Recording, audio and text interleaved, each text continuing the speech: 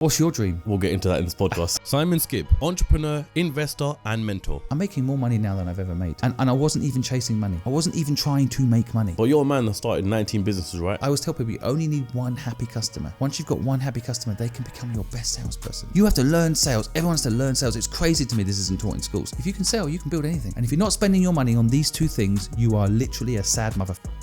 First is... How much money did you make in the end then? I look back now and it doesn't sound like a lot of money, but I was not expecting that figure. I had incredible highs and incredible lows in that journey, but one incredible high was the day the money dropped in the bank account. It's so cheesy, but money does not make you happy. Because I thought, that's it. I never have to work again in my life. I've got all the money sitting in the bank. I lost something. And back to that whole hunger. I didn't need to go out and hunt anymore. How awful is that? Just sit in a cave all day whilst the people feed me meat. God, awful. When I've got a lot of money, I worry about losing it. When I've got no money at all, I'm worrying about how I'm going to get it. And there's something so empowering giving it away because it no longer owns you when you do it. Why was it that you became homeless? And he died in front of me of a heart attack. It was a very, very surreal experience. It still feels weird to talk about it. It was really strange if I look back at that time because as sad as this story sounds, it's also when I feel like I woke up. Working for someone else is easy at the beginning and gets harder over time. Working for yourself is hard at the beginning but gets easier over time. People have to do the hard thing early on in life. It was literally like unplugging from the matrix. Follow the money. How does it work?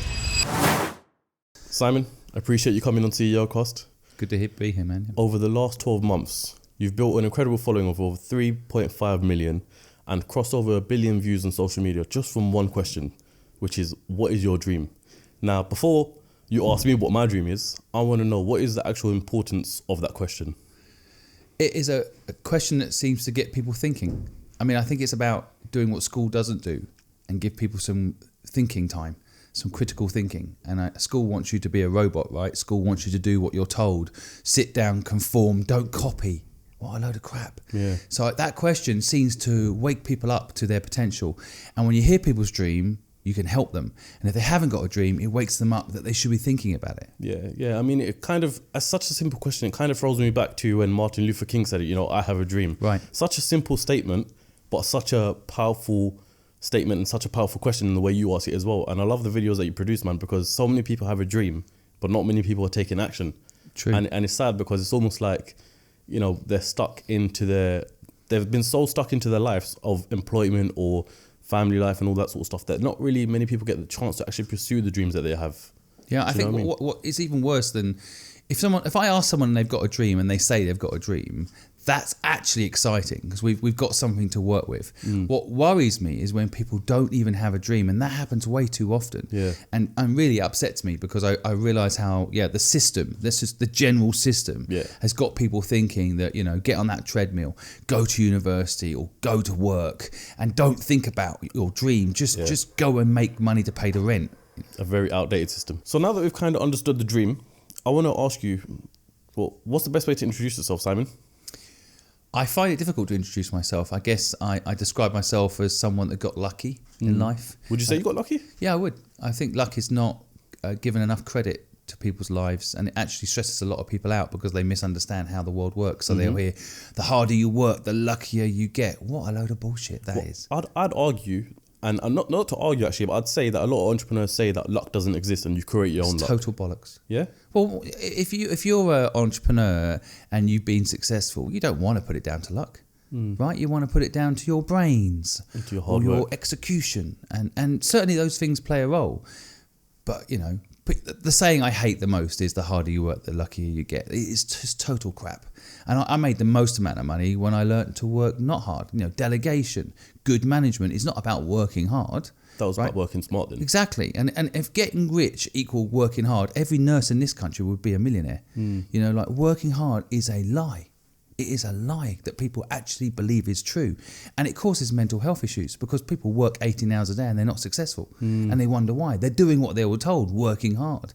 It is dangerous. Yeah. And so I think the narrative of accepting that there's some luck in any journey might not sell many books because I can just, do you want to hear my entrepreneur journey? I was lucky. And I'm like, okay, so you got nothing to teach me. Yeah, one page. There's something to learn. Yeah. But I've discovered when I analysed my life that I had luck. Now, luck is an interesting thing. You can hack it. You can actually hack luck as a way to improve your chances of luck. And there is a 3-step formula for doing it.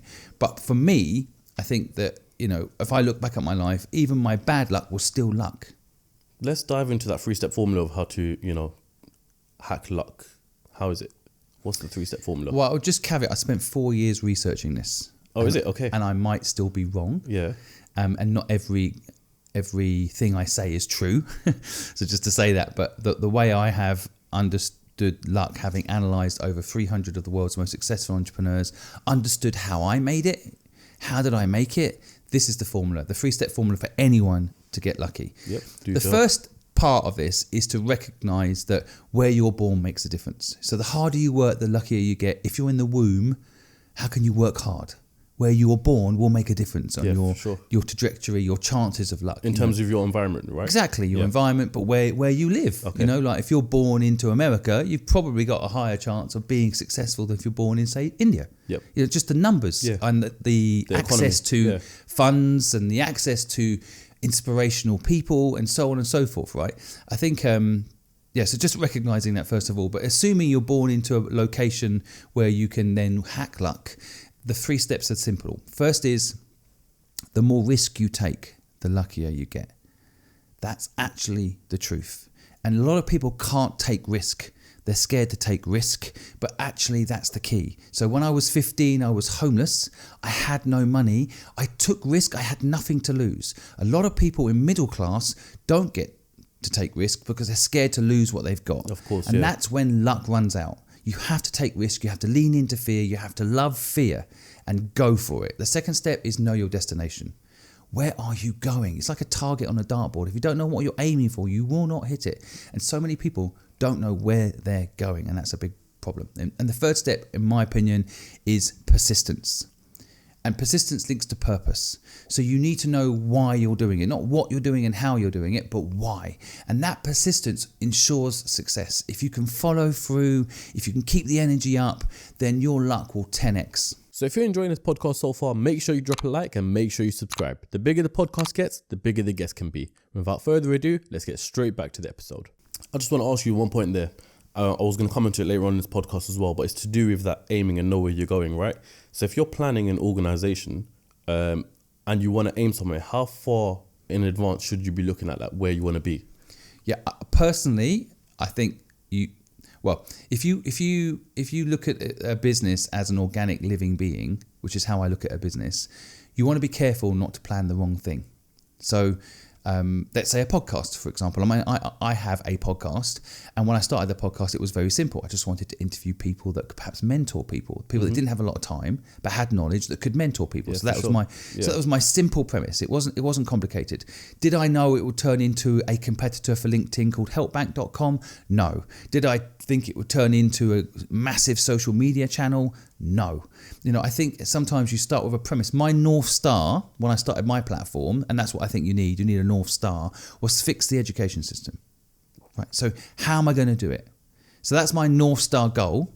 But then where I plan each week, each month, often depends on what's working for me, what I like to do, what's working within the present environment politically, or the present environment algorithmically within social media.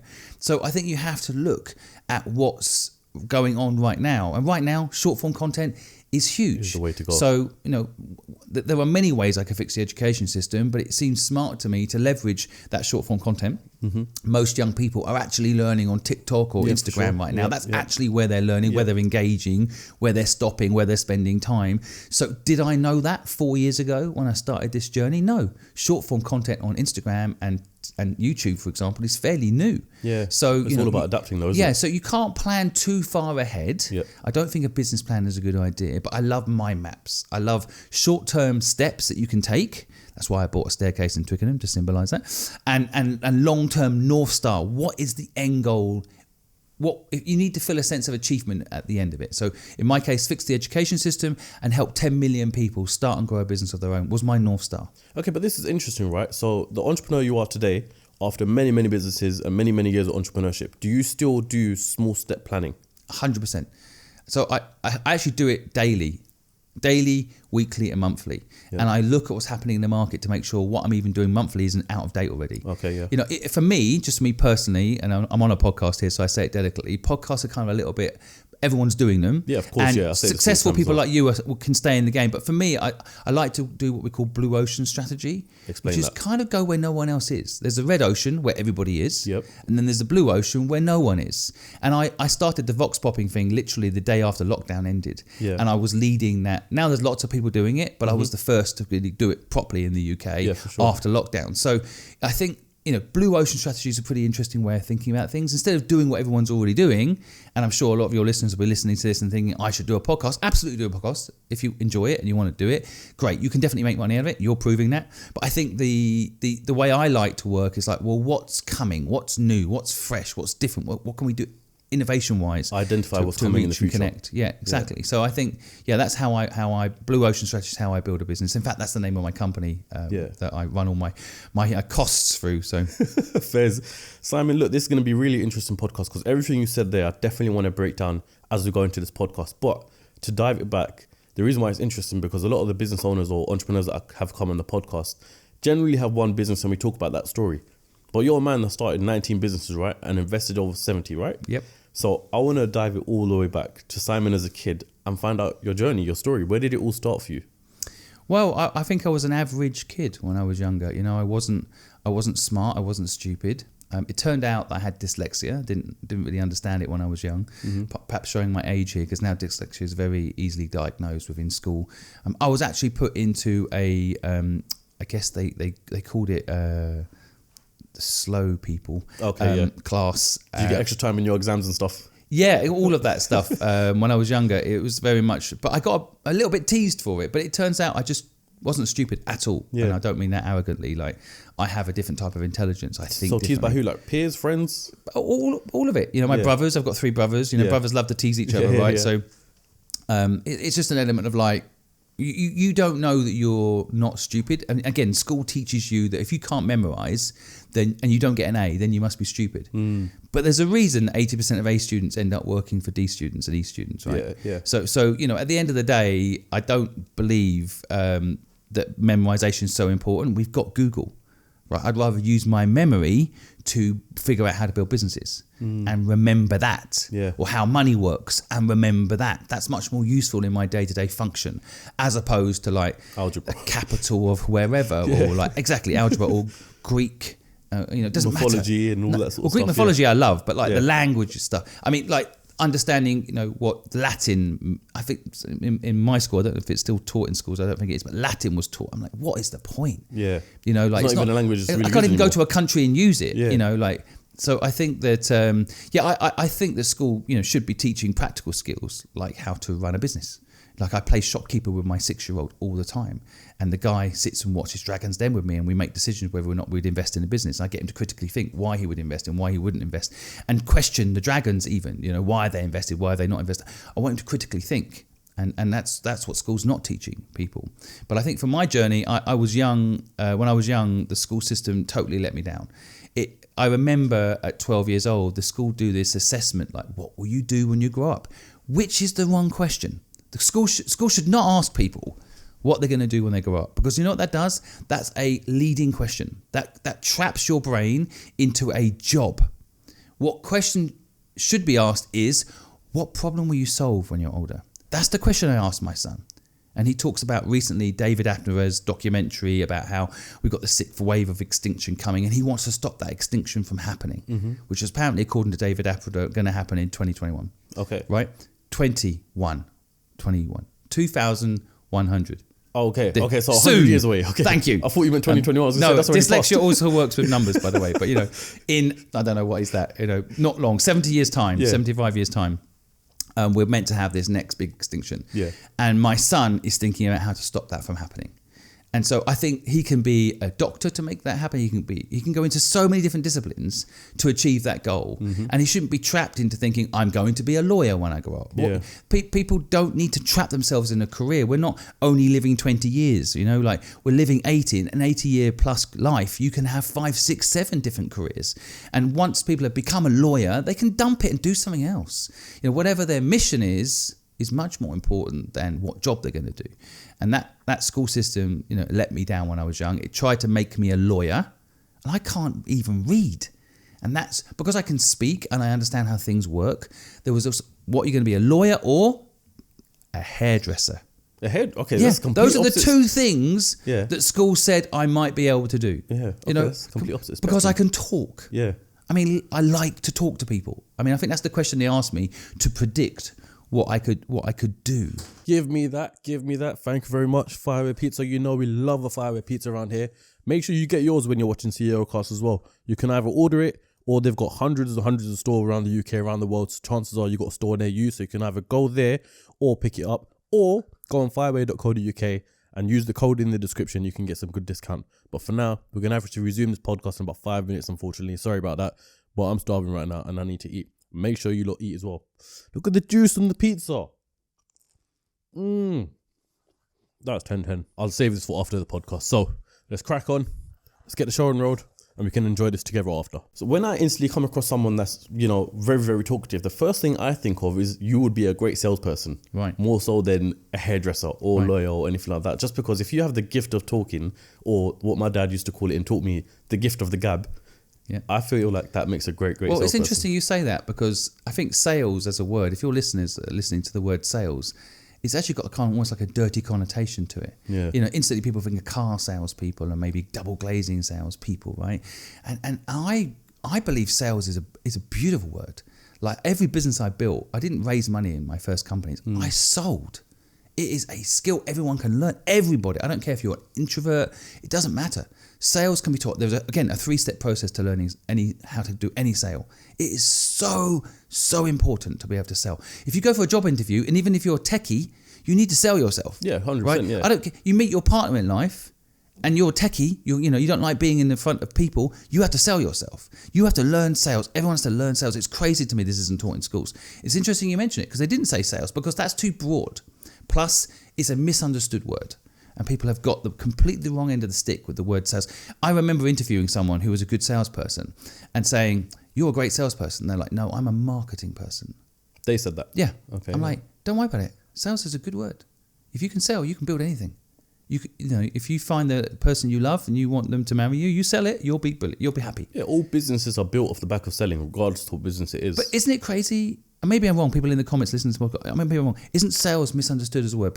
You say it. People, if you go around saying I'm a salesperson, people will kind of look down at you. They're like, "Oh, you're just a salesperson."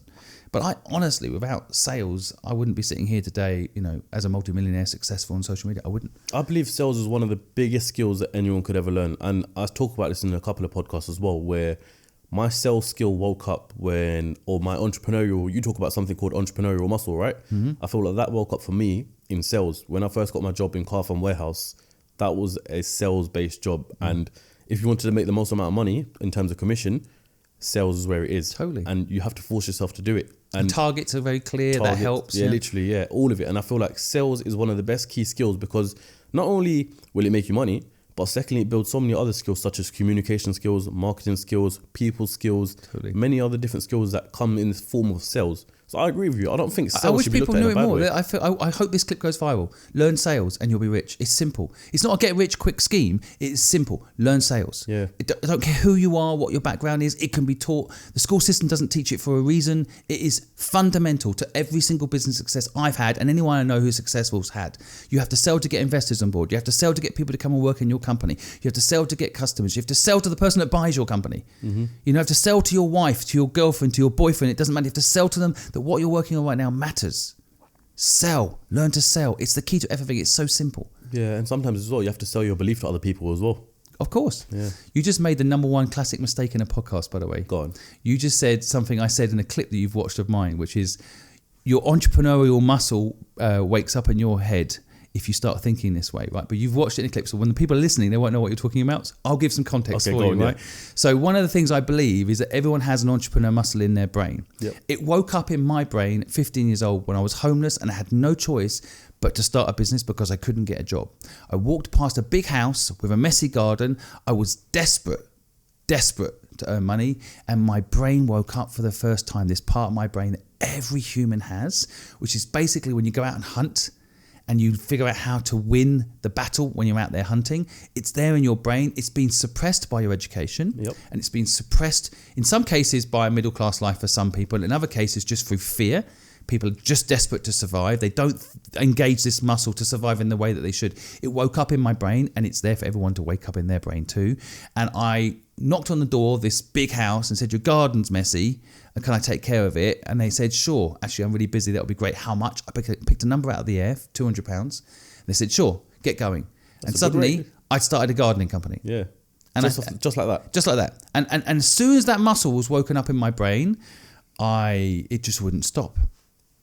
And then my brain said, well, you don't have any money to buy the equipment. So I just asked the guy, can I use your equipment in the garage? And he said, yes. And he said, you might want to knock on my neighbour's door. I know he's looking for someone too. So I went and knocked on another door and another door and another door. And my brain just took off. It was literally like unplugging from the Matrix. I know that's a very unpopular term at the moment, but you know, I've been saying the Matrix system for 15 years. Yeah, it's true though. It's long before anybody else was even talking about this. I can show a clip to prove it. But the system is like that. People's brains get softened. We get weak. It's like wearing the wrong shoes. Your feet get weak, right? That's why barefoot movements come back, because your feet aren't meant to have big cushiony shoes on them. The same with the brain. The brain, you're meant to be out there testing the brain all the time, pushing the limits. The way I think about it and the way I believe it is humans were designed, if you throw it all the way back to the caveman era, humans are designed to hunt and are designed to thrive off going out there and trying to get it, right? But whereas we're in modern day society, everything's been softened down. So now, as you said, it's suppressed, that muscle in our brain is suppressed heavily. So to do what you did, it is almost like caveman era, just in a modern day era, if that makes sense. And it's the best thing that ever happened to me. And in the analogy, what, do you want a conspiracy theory? God, I'm going to share some conspiracy theories with you as well later on. So I think that the bank system is to blame for this. So the banks, the financial institutions, I mean, first of all, the people that created the credit card originally called it what it is, the debt card. It was actually called the debt card. It was originally called the debt card, and then the marketing people said, that doesn't sound very positive. Yeah. Let's call it the credit card. Sounds more positive. But as soon as the banks lent people money to buy a house, suddenly the community started to fall apart. Because you buy your house, you close the door, you're no longer connected to your community. I mean, we used to live in tribes of 5,000. No one was homeless, by the way, and we used to help each other. And so if you're in my tribe and you're having a difficult time, I would help you with no expectation of anything back. Yeah. We call it give without take, right? But now, due to the financial models of we own a home, I close the door. If there's 5 people at the end of the street suffering, I don't want anything to do with it. I've got my house, I'm all right. And then the media have a story where there's one example in 1 billion people where a homeless person moves into someone's house because they were kind and helped them, and that homeless person murders everybody. And they make that the headline to get the clicks to make money, and that's suddenly in people's minds. If I bring that homeless person into my street, into my home, they're going to murder me and my family, which is not true, right? And everybody listening to this, they're 3 steps away from being homeless, right? If something happened to my family, anything serious happened to my family, I promise you I'd turn to alcohol, I'd turn to drugs, I'd turn to anything to numb the pain, right? I'd be homeless quite quick. So we're all not far. We should, but we've forgotten, thanks to the way both the media works and how they plant these stories to make us feel like that humans, our neighbours, are evil. All the stories are negative. I have experienced something very different, having interviewed thousands of people on the street and watched people help people. People are good.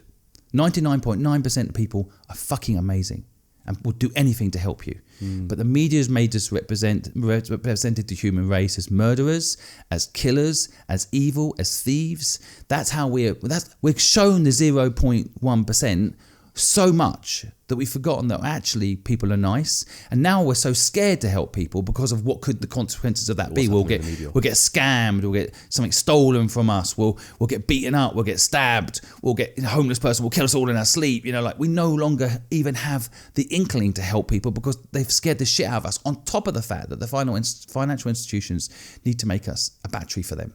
They need us to pay that money each month to pay their big bonuses. Yeah, of course. And so if we all just built our houses and helped each other build a house, then those financial institutions have nothing over us.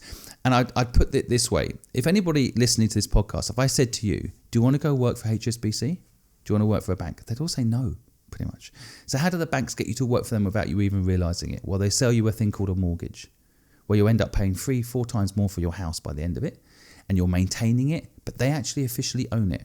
And even if at the end, when you retire at 65, you own the home, well, most people I know die in that home. They're stuck in that home. They're house rich, life poor. And then they think, well, if I own the home and I die in it, at least my kids will have it. Nope. Most people don't put their home in a trust. They own it. So they die in it.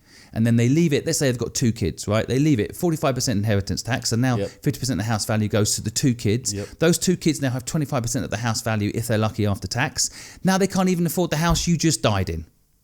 Which is and crazy. They have to go again on the same shitty treadmill. The same circle. So if you can call it a conspiracy theory if you like, but I actually don't believe in conspiracy theories. I'm very logical. Follow the money. How does it work? There's no 20 people sitting in a room making this happen. It's a financial institution saying, how can we make people work for us? How can we make money out of a human being every single month? How can we generate revenue out of that human being? Similar to slavery.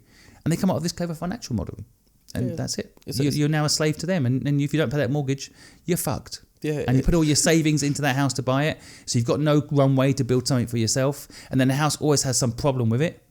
So you're always having to maintain it. And you get trapped in a location. You don't go where the opportunity is. So I moved to Hong Kong at 23. That's where the opportunity was. I didn't have a mortgage. I could do that. Bang, gone. That's where I went, where the money was, where the tax was low. I went where the opportunity was. People can't because they've got a 2 up, 2 down, and they think that's the most important thing in their lives. And that's because they've been told that from a young age by their parents, not just the financial institutions. Yeah. I'm going to just pause you there because we just transitioned just ever so slightly to your story going to Hong Kong, right? But just got back when you were 15 years old. Why was it that you became homeless? So, in a nutshell, my father died suddenly of a heart attack. Yeah, thanks. It still feels weird to talk about it. I mean, I don't have the same pain that I used to have, but I do feel weird talking about it. But and he died in front of me of a heart attack. It was a very, very surreal experience, because I thought he was joking. I just, like, what's going on, And then, 8 minutes later, after saying, "Are you joking?" he's dead. And the ambulance turns up and says, "Yeah, he's dead." It's crazy. But then I can't imagine how that must feel. If you're. Well, I've been to therapy for it, and I think anyone I know. I have this conversation with a lot of people in England. If you say you've gone for therapy, people think you're nuts. But I actually think you stay not nuts by going to see someone. Like, a preemptive care is so much better than actually having a problem and then dealing with it. Like, in Asia, preemptive care is very common. Like, you go deal with something before it becomes serious, right? So I have been and had therapy around it, and yeah, it is pretty crazy. I think the subsequent fallout was that clearly, for me as a kid, it was all about me. I was 15 years old at the time, and you've got hormones, and I'm dating girls, and I didn't want to go home, basically. I would sleep at home, but I was being that typical 15-year-old and going out with my friends and girlfriends. I just didn't want to go home and be sad, right? And then, I mean, 3 weeks after my father died, my mother said, you've got to stay at home, you got to do what I tell you, and if you don't, you can get out. And I said, okay, I'll get out. And she, how did she look at it? Did she see like you were getting out of control almost, or? I wasn't getting out of control. Genuinely, I wasn't. I look back, as an adult now, and I look back at myself at that stage. I didn't smoke. I didn't drink.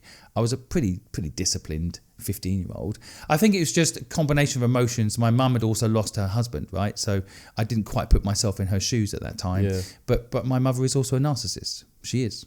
Clinically, I can define it, and she is. She's still alive. We don't talk today. Oh, do you not? No. So take what I say about her with a pinch of salt. She'll have her own version of this story. But for me, she just basically wanted to control me, and I wanted to be free. And she had a preconception of who I was and what I had to be and what I was going to do, and I wanted to live my life. So anyway, she chucked my stuff out on the street. And when I say stuff, literally just a bag of clothes. And I was so stubborn as well at that time. I didn't want to be controlled anymore. And I guess I'd just gone through quite an emotional trauma, having lost my dad. And I slept on the streets. And then I found a squat to live in. It took about a week to find literally a squat to live in. And it was really strange if I look back at that time, because as sad as this story sounds, it's also when I feel like I woke up. It's like when I hit the real world. The school system was no longer brainwashing me because I left school. My family were no longer brainwashing me. I was just literally, like, for the first time in my life, sitting in this hellhole, wondering, what's the purpose of life? Why am I here? what am I good at? What should I be doing? Tried to get a job, but I couldn't because you don't have an address, and I didn't have a national insurance card. For anyone not listening in the UK, you know, like you need a national insurance card to get a job. They won't. You got to put it on the application form, right? So I didn't have that because I was 15, so I couldn't get a job, and so through sheer desperation, as I say, I started a business, and it blew my mind that you could take an idea in your head and make it real. Like these chairs we're sitting on, whatever anyone's sitting on right now listening to this podcast, was in someone's head and they made it real. And that's a skill that everybody's got. You've got an idea, you can make it real. You can. If you can learn the steps of how to make it real, it's not that hard. You can make anything in your head real. And that revelation that was never taught to me at school came alive in that very difficult time. So I actually look back almost fondly at that time of being homeless as like, wow, you know, I had nothing to lose. I had no preconceptions of what I was going to do next, and no one had any preconceptions of me. So I was totally free. I sometimes say my father gave me one last gift before he left me, and this was the freedom to fail. This episode is sponsored by Musk, the UK's leading fragrance brand specialising in ouds and musks. They have some of the longest lasting perfumes you can try, and with over 20 locations you can certainly smell it for yourself. And you can also check out Musk online by visiting www.sonomusk.com and checking out the wide range that they have to offer. I personally use Abed Ombre, but I'm sure you'll find a perfume that fits you. So make sure you come down to a Musk store or check out the website using the link in the description. That's a very interesting way to look at it. I think it is very humbling and interesting to think about, you know, throwing it back to that time that you that was where the greatness was born, I suppose. And when you started your first gardening business at 15 years old, how long did you actually run that for? So I started it in the spring, and I'd never sold before in my life. I'd never run a business before in my life. So knocking on that door and someone saying yes was just pure luck stroke, no choice. And I sometimes say to people, you don't really want a plan B if you want to make a business work. You kind of need... I had no other plan. I had no other thing that I could make work. So I knocked on hundreds of doors after that and got loads of people to say yes. And then I didn't have enough money to buy all the equipment needed. So I went back and got deposits off everybody. Not because I knew how business worked, because I didn't know any other way to make it work. Well, you all charging them £200? In the end, I managed to get 300 from some people. I realised I was undercharging. Depending on the size of the garden and the neighbourhood, I realised... So you actually do it by start of business? I started with 200 as a guest, and the person said yes a bit quick. So part of me was like, maybe I'm undercharging. And actually, about fifth door in, someone already had a gardener. And I asked them, how much do they charge you? And they said £280 a month. And it was a smaller garden than the one I first knocked on. So I'd figure that market by just doing. And I think that's the thing I think a lot of people don't realise. Like, you will learn by doing. People say they need to go get a job for 5 years in an industry and learn from... That's not how you learn. They'll teach you a certain thing in a business, but the best way to learn is start. Just do it. Anybody listening thinking of starting a business, start a car cleaning business. Start a window cleaning business. It might not be where you end up. It wasn't where I ended up. But it's a good place to start because you can knock on a door and say, I can take care of your garden. And then you can hear the objections and learn to push back. You can figure out the pricing. So I built a gardening company, and to answer your question, the first 6 months of that business, I just couldn't get enough people to help me do the gardens. That was my biggest problem. I had so many people. As in like finding a team? Yeah, building the ability to execute on the sales. Okay, yeah. Right, so every time I knocked on the door, I would say by the end of it, 1 in 3 people would say yes. Yep. So I had to stop knocking on doors because I needed people to do the work. So initially, I actually hired a lot of the homeless folks, which was pretty interesting because, I also learned that even my own preconception of what a homeless person is, that some homeless people are pretty capable people, pretty talented. I mean, at one point I had a homeless person who was a doctor. Is it? Of course, he wasn't a doctor anymore, but he was a doctor, and he was doing gardening with me. Hearing the backstories of these people was fascinating. Yeah, it's unfortunate because people automatically assume homeless person, and I don't mean this in a rude way or anything like that, but they automatically assume must be a bum or something like that, right? Yeah, they think drugs, alcohol, but they don't understand a lot of people have got into that state because of some trauma. Yeah, everyone has a story, is what I'm saying. Exactly. Yeah. And again, if you sleep outside for 2 weeks, try it. Trust me, you'll want alcohol to numb the pain. It is not a nice experience, and people literally, like, this is awful, but this is how people peeing on homeless people throwing rubbish at them. Yes, you know, it's at night disgusting time behaviour. just treating them with disrespect. Disgusting, like, yeah. you would take drugs and alcohol just to escape that At the sort point of where you were on the persecution. street, did you ever take drugs or alcohol? Never. I mean that side of it, I never saw any of that. And sometimes when I'm talking about being homeless, I'm always like, there's different types of homelessness, right? So I was actually homeless for 3 weeks. And then even living in a squat and then having accommodation of some sort, I had accommodation of some sort after that. Friends let me stay on their sofa, and I wasn't institutionally homeless. It's a very different thing. So there are some people that are 5, 6, 7 years homeless. And I tried to help quite a lot of people in that space. That's actually their lifestyle. They're not really homeless. They are, but they're also, that's how they live. Yeah, they don't look at it like it's like, homeless. I know people that live in forests. Yeah. Right, they're actually living in the forest. I know quite a lot of people like this. They're foraging from the earth. They're living. That's their lifestyle. If you heard their story and looked at them, you'd probably judge them as having the worst life ever. I know bankers with worse lives, where they're sat at a desk all day, stressed out of their minds, having got a divorce, their kids don't talk to them, they've got loads of money in the bank. They're less happy than that guy living in a forest.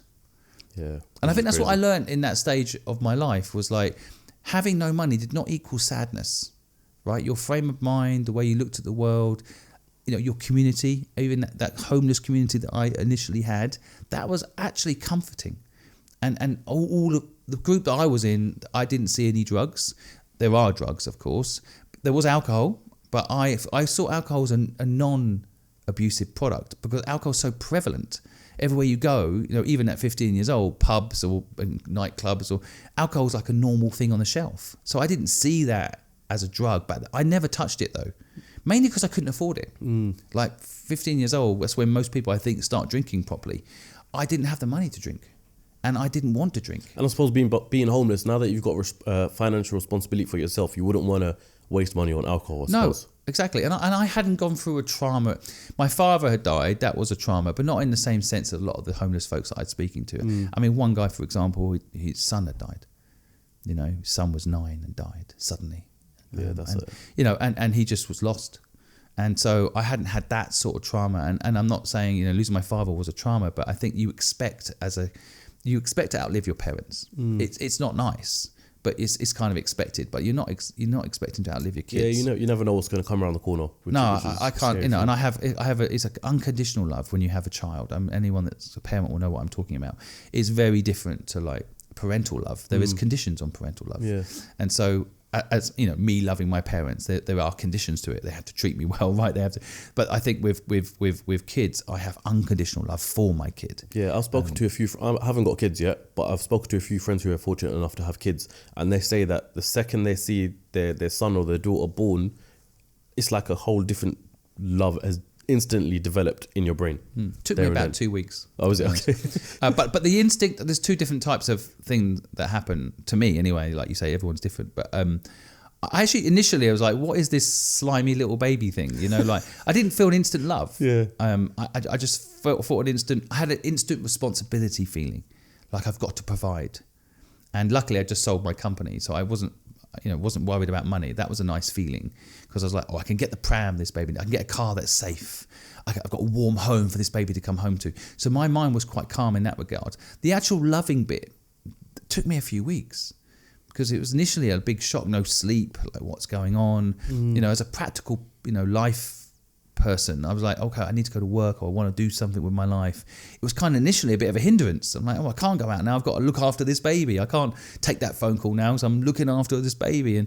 But eventually, I don't know, there is a bonding thing, a chemical thing that happens. Yeah. But for me, it wasn't instant. Yeah, I can imagine. So going back to the gardening business, how much money did you make in there then? So in the first 8 months of that business, I look back now and it doesn't sound like a lot of money, but it was £400,000 turnover. That's amazing. Well, I mean, you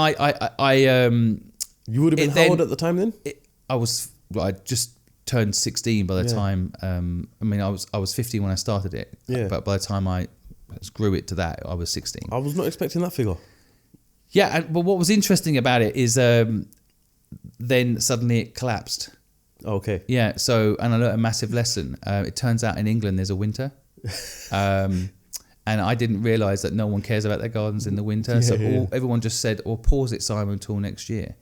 And I built up this thing that there's a lot of costs in the gardening business, a lot of labour costs. So that's all. Turnover is vanity, right? But the actual business itself just collapsed. And I just remember like knocking on doors. I didn't sign 12-month contracts. I did monthly. And so suddenly I turn up, and people are like, well, we're going to hold it until we don't next need year it right now. yet. Yeah. Come back in March next year, or maybe come and do a check to make sure in January that, if everything's all right and plant the right things. And I was like, oh crap. I went back to zero. So that was an experience. And for a little while, I then tried to do the same thing, but window cleaning and car cleaning. And actually then for a little while, I had to get a job in a hotel just to earn some money. By the time I've got a national insurance card, right? So I got a job in a hotel. And then when I was working in the hotel for a little while trying to figure out how to build something up again, bearing in mind this muscle had been woken up in my brain, I got this job and I actually enjoyed it.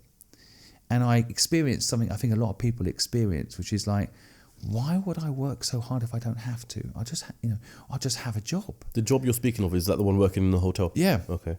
And I liked the people in the hotel. There was free food. They gave me accommodation in the end as well in the hotel.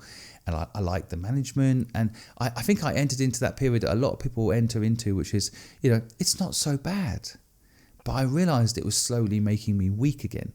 And that entrepreneur muscle in my brain was starting to shrink. Yeah. And it scared me. So luckily I spotted that in the hotel business, this is going to make me sound old now, but it just shows you how the brain works once you've woken up this muscle.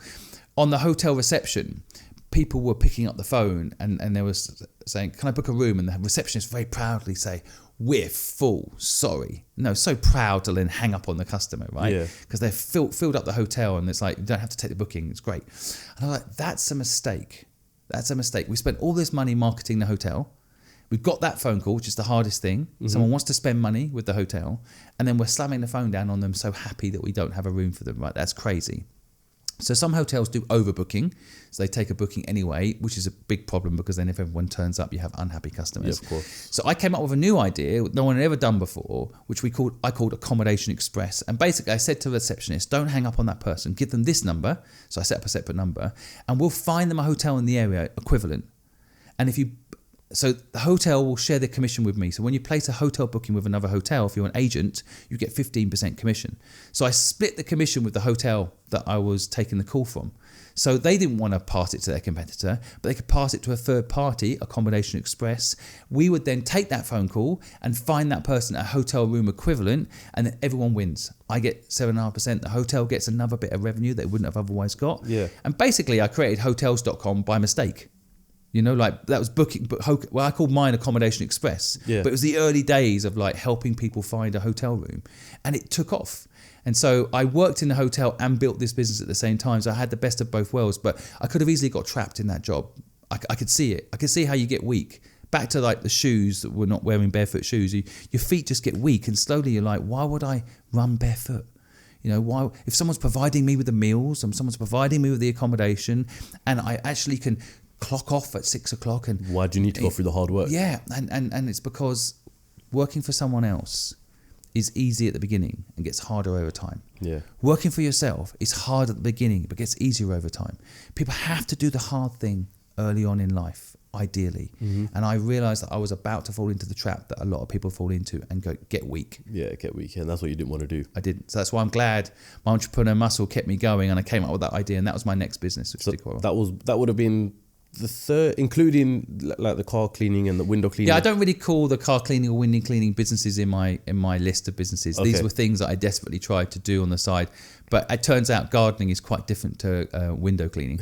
And gardening, you would count it as business. Yes, definitely gardening. And then the Hotel Express, Accommodation Express business was definitely a business. Okay, yeah. Sweet as. So where do we go from here? Well, I then built that business up and sold it for a modest sum. And then I got an opportunity to go to Hong Kong. So how old would you have been if you sold that business? I was 23. Interesting. By this point. Okay. And so... so you had been building it for a while then? Yeah, I built it for a while, and I actually worked at the hotel for a while, and then I built it up, and then I sold it. And my accountant said to me, if you leave the UK for 9 months, in other words, only in the UK for 90 days, you don't have to pay capital gains tax on your sale. but you have to live outside the UK. Yeah. Which was, I was learning business, even the accounts, how it works. So basically the difference between the tax and the money was a free holiday for a year. So I just kind of jumped on a plane and started having a bit of a travel experience. Go out. Which was great. And then I had a friend who lived in Hong Kong who said come and stay with him. So I went and slept on his couch. Have you been to Hong Kong before that? Never. Okay. And when I got there, it kind of blew my mind. In what sense? I think that's my second awakening, was going to Hong Kong. Well, I think when you live in England, you go somewhere 2 weeks on holiday, but you don't really understand how it works. And England was this great country in my head, democracy. And this, which is an illusion of choice, by the way. We don't have a democracy in this country. Anyway, that aside.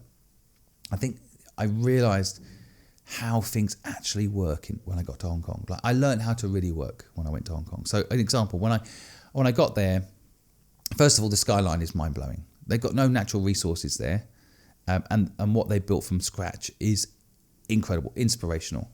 And then when you start meeting the people there, you start understanding how they did it. And I remember being there a week and getting an invite to go and basically have lunch with a load of other people on a boat of a billionaire. And getting on this boat with all these really successful people, deals were getting done on this boat, like big deals on a handshake.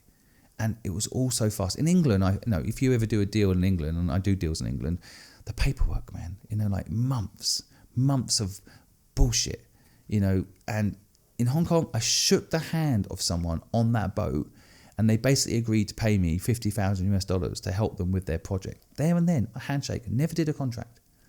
And I had this thing in my head that everything had to be contract, everything had to be slow. It took years to build up reputation and relationships.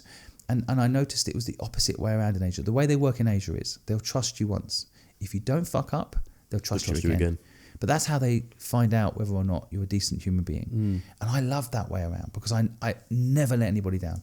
That's my, you can lose your brand name in a minute, right, by making one big mistake. But I always followed through. So Asia was a brilliant opportunity for me because I shook someone's hand. I did the deal. And what I want to know is, how did you get into that room in the first place? How did you get that invite to be on that boat party with billionaires? Luck, again. This is why I think luck's totally underappreciated. And sales. So I was sitting in a bar in Tsim Sha Tsui, if anyone knows Hong Kong, and I could hear a group of people next to me chatting away about what they were going to do in the rest of the week. And one of them said, I'm going to this boat party on Sunday with, I won't name the person, they probably won't like me to name them. Is he a well-known person? Yeah, very well known, one of the top 10 richest people in the world. Okay. And he was having a party and someone said, I'm going to it. And I just leaned over and said, I'd love to go to a party like that. And they're like, well, what do you do? I said, I'm just starting a business and blah, blah. So he loves entrepreneurs. Come with me. Someone I just met, completely random. Yeah. And then I found out he was the son of the billionaire. No way. Yeah. That's... I didn't realise. Yeah, he was the son of the billionaire. Yeah. So just by saying, because I remember thinking, like, how can he suddenly get me on this boat? Yeah. So he must have looked me up and down, realised I was normal, and said, come along. And it wasn't until I was actually on the boat that I realised it was his son. Okay, but even then, like, I know you're going to say luck, but it's still interesting because I could have had that conversation with him, or anyone could have had that conversation with him, but that person's got to be able to see that person transparently and believe that they are actually who they say they are. Yeah. So did you have any conversation with him saying, this is what I've done in the UK, sold my company? Yeah, well, that night in that bar with that group of people, we all just chatted about different stuff we'd done. Yeah. But I think being authentic is key. It's you make your own luck, there's no doubt about it. But I think that there's an element of like, it's meant to be, as long as you are yourself. If I was someone else, well, the good thing about being yourself is that person can see you for who you are, and then it becomes very easy to have I had a 20-year relationship with that person from that moment onwards. And they invested in some of my businesses. They actually helped make some of my businesses work. But I think it was because in that moment I was quite honest. Now, if he told me he was the son of the billionaire, maybe I would have pumped up a bit. Yeah, looked at maybe it I differently, would. yeah. Maybe I would have been a bit more like, I don't know, like not. I would have sold it differently. Like maybe I would have been a bit, because I was still young back then. You know, like maybe I would. I did say, for example, like I was homeless. I never went to university, and everyone in his group on that table, I remember everybody went to university. So I was a bit embarrassed that I had never gone to university. I have had that kind of thing where like, well, why didn't you go? And then you have to explain. in Asian culture, they respect their parents very much. So I have to explain that I don't get on with my mum, which is often a negative on you as a person. They don't think that my mother is bad. They think I'm bad. Yeah. Right. So, but I was very honest in that moment. And I think he connected to it. I was just being honest. He could tell, because you don't say these things in Asia. Yeah. You know, you don't say you don't go to university. You don't say that you don't get on with your mother, because they're not the right things to say. But I think because I said them and they were true, that person trusted me. Yeah, I was gonna say, yeah. And gave me this opportunity to come on his father's boat. Yeah. So you done a deal with him for $50,000 a month, you said? $50,000 for one deal. It was a one-off contract. Okay, for one-off contract. What was that contract? Basically a branding deal to create an image for their business and help them come up with a marketing strategy for their business. So that was it, really. It was very simple. They were like, I'll pay you $50,000 US to do this. And I was like, okay, I'll do that. How long did that contract last? I think in the end I was there 4 months working on that. So it wasn't huge profit, but it was the relationship built. That came with it. And I think that relationship then became him introducing me to other people, and that's how you build a brand. I always tell people you only need one happy customer to build a brand. Once you've got one happy customer, they can become your best salesperson. In fact, they often are better than you. Yeah. Someone else saying that you're great is better than me saying I'm great. And the great thing is, if you're working with a man who's that level of wealth, 100% no doubt about it, he's got friends who are, you know, probably in the same level of wealth. So by you doing that project and, you know, creating a great relationship with him, doing a great job, he 100% recommend you to his other peers or his friends or other business owners along the way, which is going to help build your business. Totally. So I'm assuming that's where the start of Fluid came from, right? So the start of Fluid was kind of from that, but the actual crux of Fluid starting, which was the company that I sold to PricewaterhouseCoopers. I often say for more money than I ever need, because people always want to know the figure, but I'm always nervous to throw big numbers around. But I can I just ask, is it something you're legally not allowed to say, or? Yes. Okay. Although I say it off camera to people, but I'm always careful. I'm interested in all. Yeah, I think the process for that business starting was something that in today's day and age would be like frowned upon. So I was in Hong Kong. I had a few businesses, and then I met a designer, a graphic designer. Her name was Helen Griffiths, and she was just so talented. She was designing a brand, and I just looked at it and I said, "How much are you charging to design this brand?" And she told me, "It's like, you are undercharging. You know, like you should be charging more." And as a typical designer, she was a bit of an introvert. She would argue that she doesn't like sales. She's the best salesperson on the planet today, by the way. But she didn't like sales. And so she just wanted to do the work.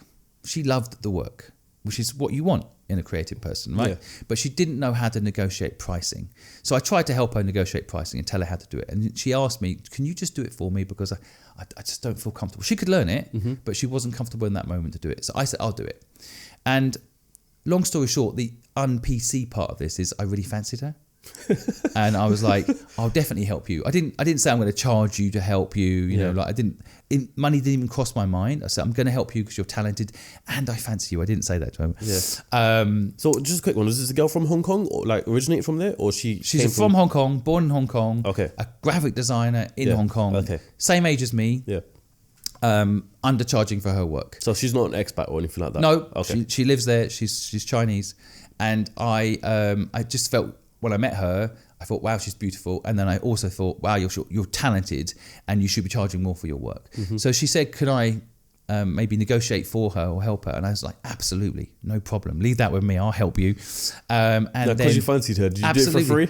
I did it for free. I wasn't even thinking about money. Standard. I mean, to be fair, I genuinely don't like to see people underpricing themselves. Yeah. I really hate it. And I think a lot of people do it. I mean, I always tell people, whatever you think you should charge for your hourly rate, if anyone's listening is charging an hourly rate, change your mindset right now. Charge for outcomes. Do not charge by the hour. By the hour makes no sense. Even if you're self-employed, I know a lot of creative people that charge by the hour. It does not make any sense. Why would you do that? You charge for the outcome. So anyway, I did take over the negotiation and we became friends. And one day we were brainstorming business ideas and we said, why don't we join forces and create a company together, 50-50. I had a business name idea, Pink Tank. I thought it was brilliant, playing on Think Tank. Yeah. And then Helen came up with the idea Fluid. And we went with her idea, thank God, because my idea probably wouldn't have got bought by PwC. So we started a business together. And we worked together every single day for 11 years. And then we got married and then we had a baby. Oh, no way. That's the best story ever.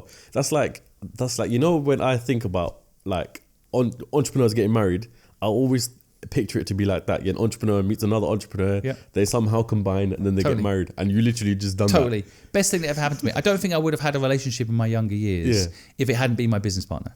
Because I didn't want to make apologies for wanting to build something. I didn't want to say, sorry, I can't make it this Friday night because I'm working. I don't want to apologize for wanting to build something and having ambition and enjoying building something. So I always tell entrepreneurs that have the same feeling, marry your business partner. Best thing I ever did. And by working together, it's like living together. You learn a whole new level of each other. Like I saw what Helen was really like. In business, people find it harder to hide it. So Helen, for example, in 2003, we had SARS in Hong Kong, which is coronavirus 1.0. People don't realise that Hong Kong already had this coronavirus, a version of it. The whole city shut down. Same problem. What year is this then? 2003. Okay. So we already had the drill. I already saw it up front, how it killed businesses and how the government overreacted. Anyway, so in 2003, we were still young in the business and we had this virus hit the town and we almost went bankrupt. And I remember having a conversation with Helen and saying, Helen, we have to pay ourselves first because we've got our bills to pay and then we'll pay everybody else. And Helen said, absolutely not. We've got to pay everybody else first. And in that moment, not only did she lift me up to be a better person because she was right and I was wrong, she made me a better person. Also, I saw her. I saw what she was really like because I know my older brother got a divorce. They're now friends. So I don't want to cause any trouble between them. But when they got a divorce, their worst instincts came out in both of them. And I think that I know if I divorce my wife, touch wood, I never will. But if I do, I know she'll be amicable and fair and decent. If I do something bad to her, that might be different. But she's a decent, honest person. And she, in the 23 years we've been together, I have never seen her do anything bad to anyone. Yeah. And she's always done the right thing. And she's made me do the right thing. When as a business person, perhaps you have that element of like, well, I'll just pay myself first, right? That's kind of almost business books tell you to do that. Fill your own bucket first. I think there's even a whole mantra around pay yourself first. No, pay your people first. And because we did that, we paid our people first. They stayed, they were loyal. And we struggled a bit financially for a while, but then the business came back and we were fine. But we consolidated our team and consolidated our loyalty to our team through not just words, but actions. And that was all thanks to Helen. So what was the actual mission statement and business plan for Fluid? So we had a brilliant plan for Fluid, but not for the first 12 months. For the first 12 months, it was literally Helen was a good designer and I was a good salesperson and marketing person. I became a good marketing person. Mm-hmm. And so it was literally like I was like a pimp. I would sell Helen's services at the maximum price. And then when other elements of the business, like for example, Helen did a brand, we worked on a new brand for CNN. And we worked on a microsite digital product for CNN. So I had to bring in people to do the digital part because that wasn't Helen's skill. So we scaled up through just a service. But about a year in, the business was doing really well. And then people started to quit. And I wondered why. And this is probably the first time, truly the first time I learned the power of purpose in business. Like most people don't get taught that purpose is important. They get taught business model, fill a gap, what's your revenue model? But the word purpose is not brought into the business environment quick enough. And people were leaving. And so the typical agency model is someone leaves, you recruit to replace them. Yeah. But it was hard to find the talent that was leaving. And I didn't like the recruitment process. It was I didn't want to have to go out there and find people. So I sat down with these people that were quitting and I asked them to be really honest. And at first they didn't really know why they were quitting. More money, having a different experience, loads of various reasons. But eventually it turned out that most of them didn't feel valued. And so, long story short, the mission statement for the business went from like, we help the world's most successful brands grow to we help creative people do their job. So suddenly my client became the people that work with us, not CNN. That was crucial because then, for example, in the creative space in particular, a client will say, hey, can we have it by 12 o'clock tomorrow? That'll be really great because I'm doing a presentation. A creative working on their own feels obliged to say yes. Yeah. So we had a policy of saying, well, I'll ask the creative how long it takes. And they were like, oh, so how long will it take? About 3 weeks, we think, to get it right. And the creative would then have breathing room to enjoy the process. Yeah. And we became the company that protected the creative people.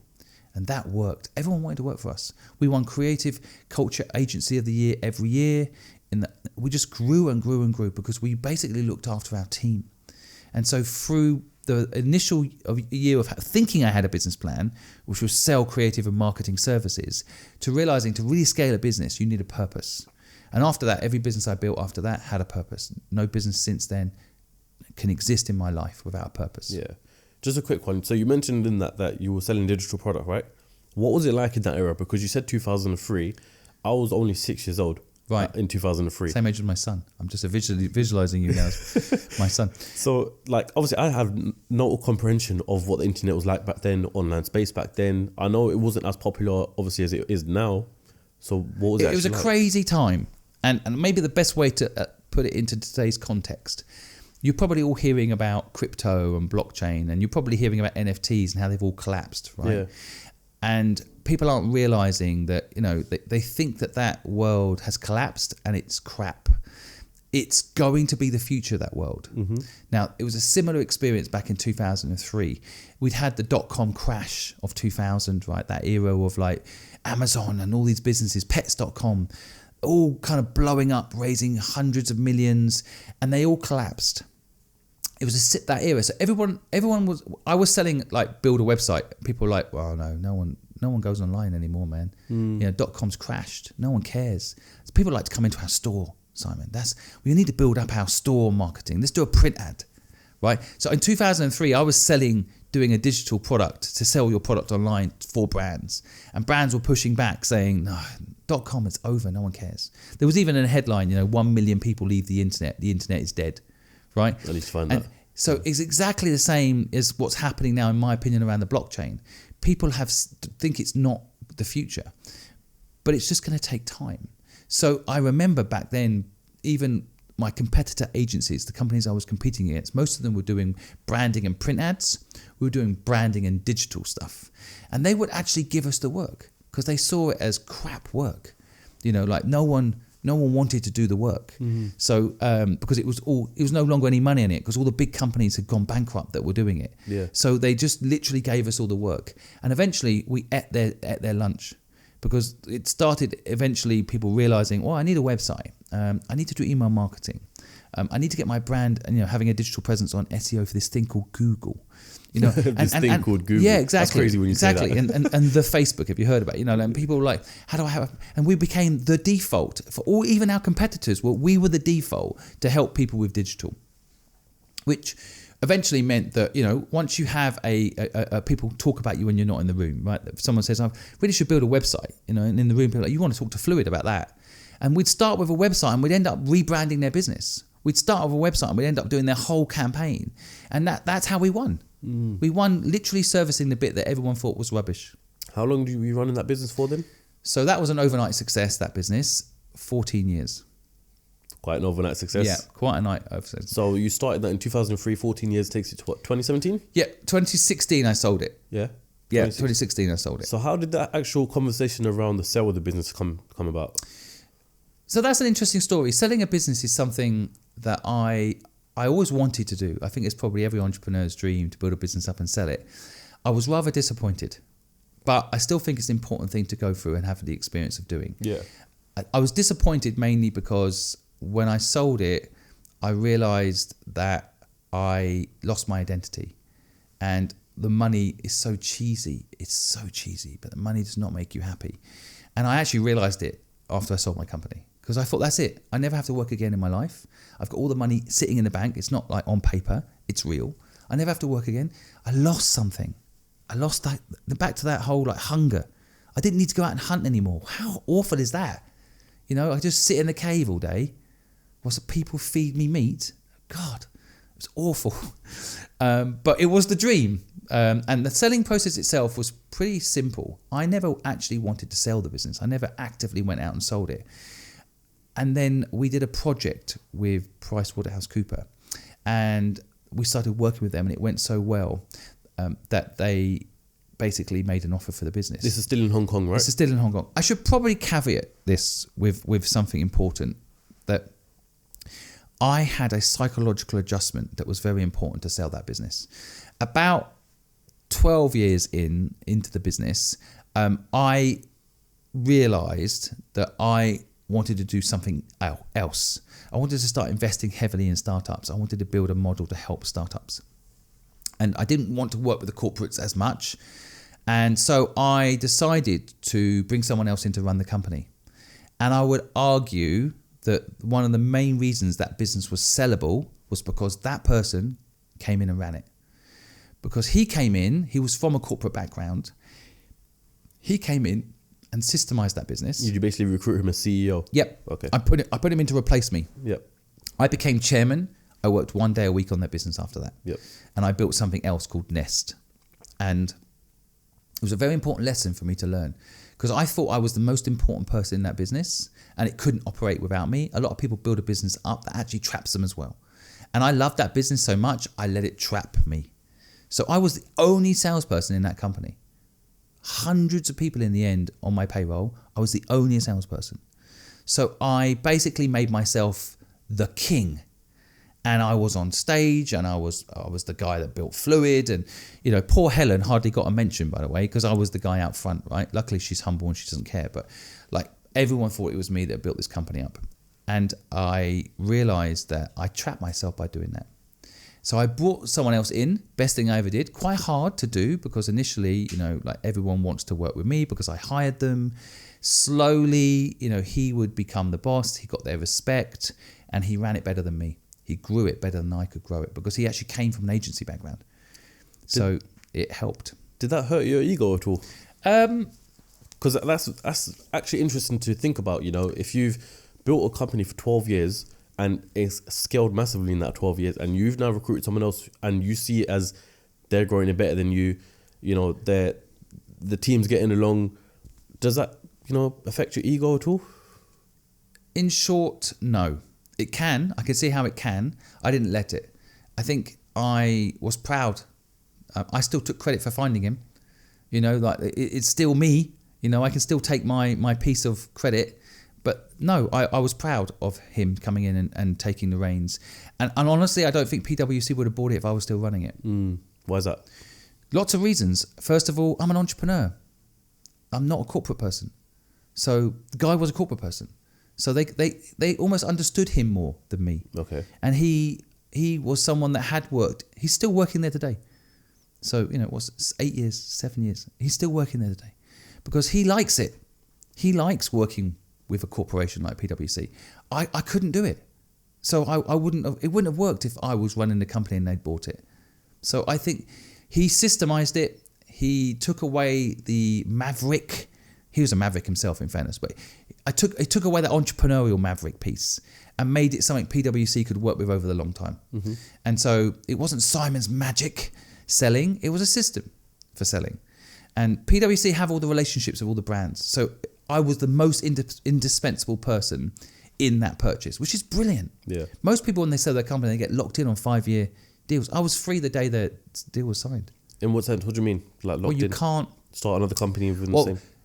I did have a non-compete clause, but I had no intention of going back and creating the same business. I want to build something new and fresh, which I did. I built a company called Nest, built something new and fresh. Yeah. But I think that equally, I think that the way I work is I'm in charge. And when you get bought by a company, you're not in charge. You have to be diplomatic and you have to shut up sometimes. Right, and I sit with clients and I would tell them exactly how I feel. PwC would be like, we have to be a bit more diplomatic about it. You can't just say CNN is shit. We have to we have to be polite about it. I wasn't the right person for the purchase. If I was running it, they probably wouldn't have done the deal because I'm too bold and outspoken. It's my style. Right? I'm honest, authentic. It's worked for me, but it wouldn't have worked probably under a purchase structure. So, yeah, even the business I'm building today, at some point, I'll probably bring in someone who's sensible to run it. So just talk me through that. So at the point now where PwC had approached you guys to actually acquire the business, right? Though you did say money doesn't buy you happiness, and you lost your drive and the hunger when you had sold it, leading up to that conversation and where it now became a reality that this business can be sold, was that your mindset? That No, not at all. I was like, wow, I built a company up that's going to get sold for a lot of money. I've made it. I had incredible highs and incredible lows in that journey, but one incredible high was the day the money dropped in the bank account. And don't get me wrong, I want everyone to have that feeling. But I also want people to realise that, Steve Jobs said it once about when he first made a lot of money at Apple, his first chunk of money when it went IPO was 51 million US. Yeah. And he pretended it wasn't there so he could keep going. And one of his colleagues didn't pretend it was there and died of a drug overdose 3 years later. So I think partly everything that had been driving me up to that point, that was the most exciting thing. In fact, there was about a year before the final deal was done for lots of legal reasons. Was it like a year conversation? Well, it was about a year, yeah. The whole process from them inquiring to the deal done was a year. Mm-hmm. I wasn't allowed to talk about it.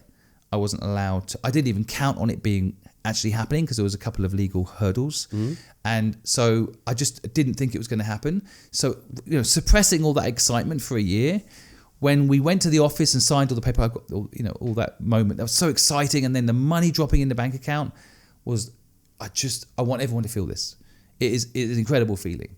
And so, and it took me about 3 months to come down from that and hit reality and start feeling like what I'm talking about, like, what is the point of, now what?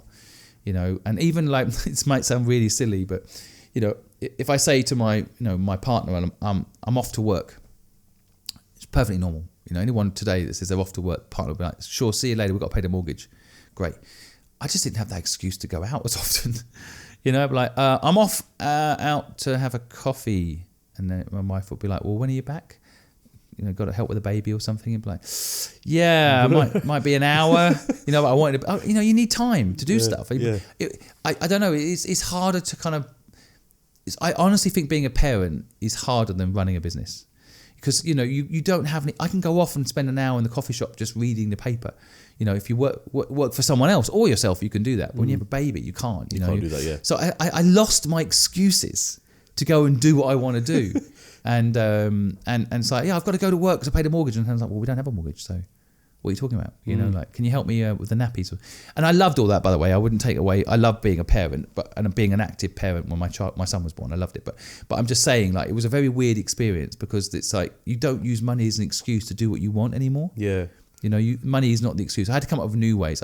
Now, today, I was just in New York for a week without my son and without my wife.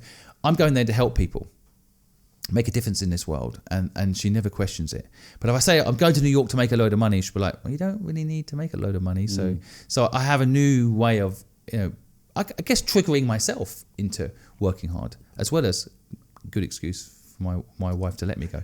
Question, I know we can't publicly say the amount that you sold the company for, but if we could, what would you have easily been able to buy?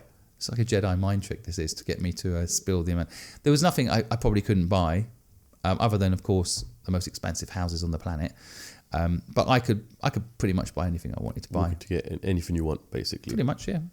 Okay, so when that money landed, what did you do with it? Just aside from enjoy yourself, maybe you take some time out, holidays, whatever the case may be. What did you actually do? So I did what I suggest everyone does quite often in life anyway, which is I wrote a list of like things I like to do, things I don't like to do. That's the first time I could really consider that. Since 15 years old, where I've just been at it non-stop. What are we talking? We're talking about business-wise or like hobby-wise or? Just life-wise. Okay. I think it's something I wish I'd done a little earlier, but I wrote down, what is it I like to do? What is it I don't like to do? And so I tried to understand myself. And then I actually wrote a book, which I've never published. I wrote a book trying to document everything, all the crazy crap that had happened. Almost like a brain dump. And I did it in part because I wanted my son to know how it all really works. Because when my father died, I didn't know his backstory. I mean, I never really understood how my dad built his business. I've spoken to a few people that work with my dad, but it's very broad strokes. It's like, oh, he was a good guy. So, okay. But I don't know what happened. Doesn't give you much context. So I thought, if I die, I want my son to be able to read something about how his dad went from homeless at 15 to the heights of business in Hong Kong. How did I do it? You know, and share with him that knowledge. You know, so I wrote a book, and I'm dyslexic, so it wasn't easy, and it was so personal and so deep, and told stories both negative and positive about other people that I never published it.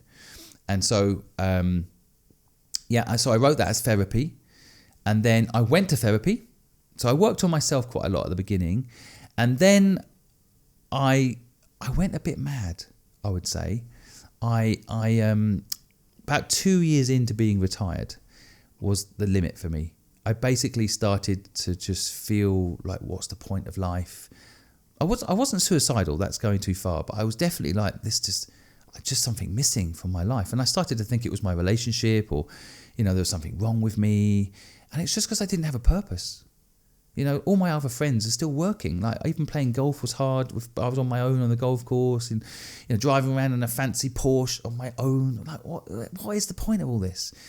And so that's when I started looking back at my past and had that list of things I liked doing and not like doing. And I thought the most pivotal moment to me was 15 years old. I want to help that 15-year-old me.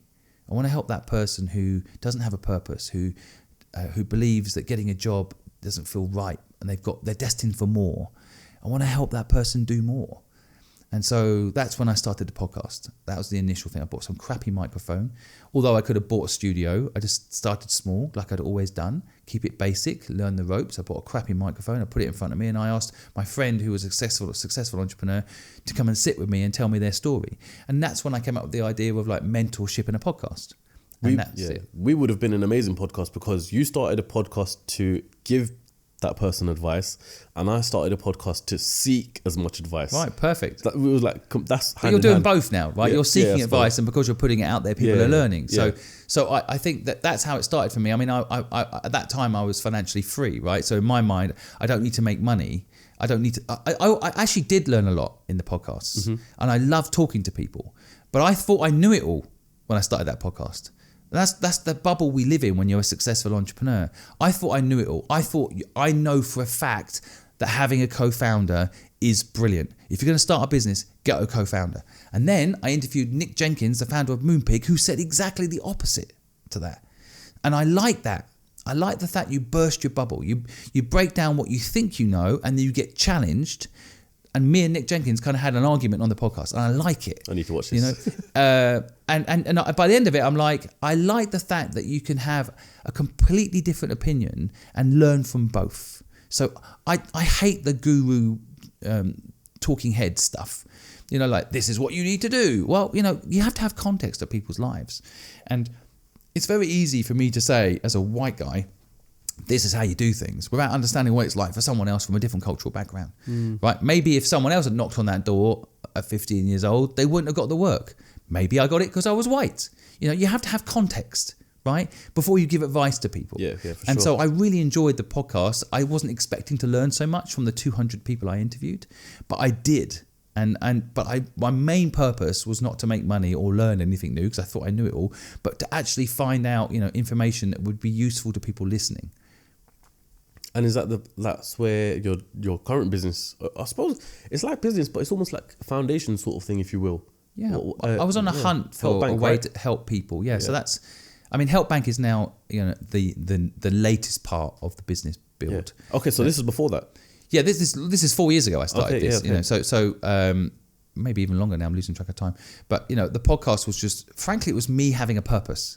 If I'm being very selfish about it, most purposes should fill your own bucket first, right? I wanted to help that 15-year-old me, and I needed something to do, right?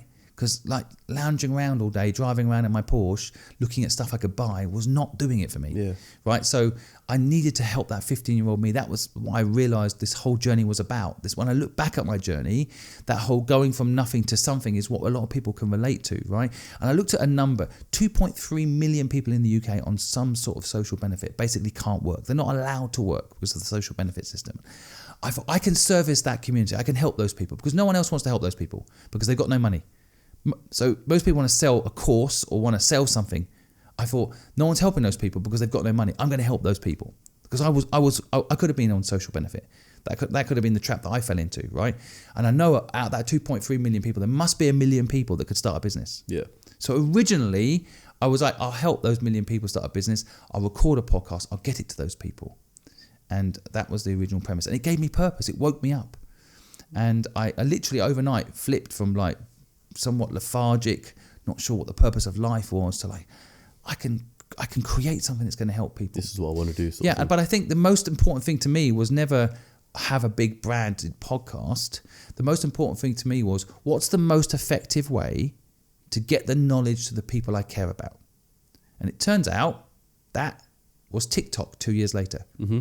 So when I went on TikTok, it blew up on TikTok. I was one of the first people on there sharing knowledge for free, not selling a course, not selling anything. And I'd actually done it. So I was probably one of the first people in the UK on TikTok with that model.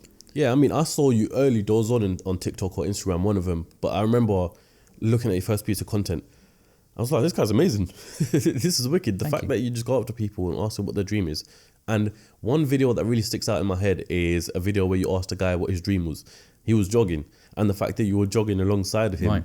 I think it was like London Bridge, not London Bridge, Millennium Bridge. Millennium Bridge, yeah. And Dudley, who's filming this today, by the way, in the you were jogging as well. He was running backwards. He don't get enough credit to the cameraman. Yeah. And we've done loads of clips like that. Yeah. We just did a clip like that in New York, and Dudley actually deserves the credit because he was running backwards with a camera. Yeah. So I was just running with the guy talking, which, you know, in theory should be all right. Yeah, I mean, what it showed me was the dedication that you have for making this content, and you know, everything was spotless in that video. So when it came to creating content, was that just another way to go from the podcast of helping people to, you know, as you said earlier in the beginning of this podcast, that is what people are on nowadays, a short attention span. I think sort of again, initially it was quite a selfish reason for doing it. I think people should think about like what they do in their business initially is something they're going to enjoy doing, because people always say to me, "Oh, I should be doing short form content." I'm like, "Yeah, you should be." But I like writing things. I'm like, well, go on LinkedIn and write stuff then. You know, if you do what you love, I mean, it's cheesy, but it's more easy to follow through. Yeah. So there was a couple of things. I felt with a podcast that I never really interacted with the people that were listening to the podcast. Who are these people that I'm helping? So I kind of wanted to go out in the street and talk to them. And I thought, why don't I take a mic and ask them and record it? Weirdly enough, though, the idea for the kind of going out in the street stuff happened when I was doing a TikTok live. And part of my promise is that the profit I make from social media, profit I make in general, if I make money from social media, which until recently wasn't a lot of money. It's a lot of money now. I make a lot of money on social media. But back then it wasn't a lot of money. Need some advice after this. Yeah, I'm happy. I mean, it's a whole... I could do a whole thing on it. It's kind of blown my mind how much money you can make on social media. But the original premise was I was doing a live, and my promise is to help people for free, right? So I was helping someone on the live, and they were sharing their problems and issues, and I was going through it with them, and then I closed the live, and I accidentally made $160 US. Always tried to transfer it into pounds, which I think at the time was like £140, and I felt guilty. Excuse me. I felt guilty because I promised not to make any money off helping people. And here, this person, I just helped them, and I made money because in the live, people were giving me gifts. They're clearly liking the advice and appreciating what I was doing and trying to support me. You know, that's what a community's like, right? A bit of community, by the way, not just a following. And so I felt guilty.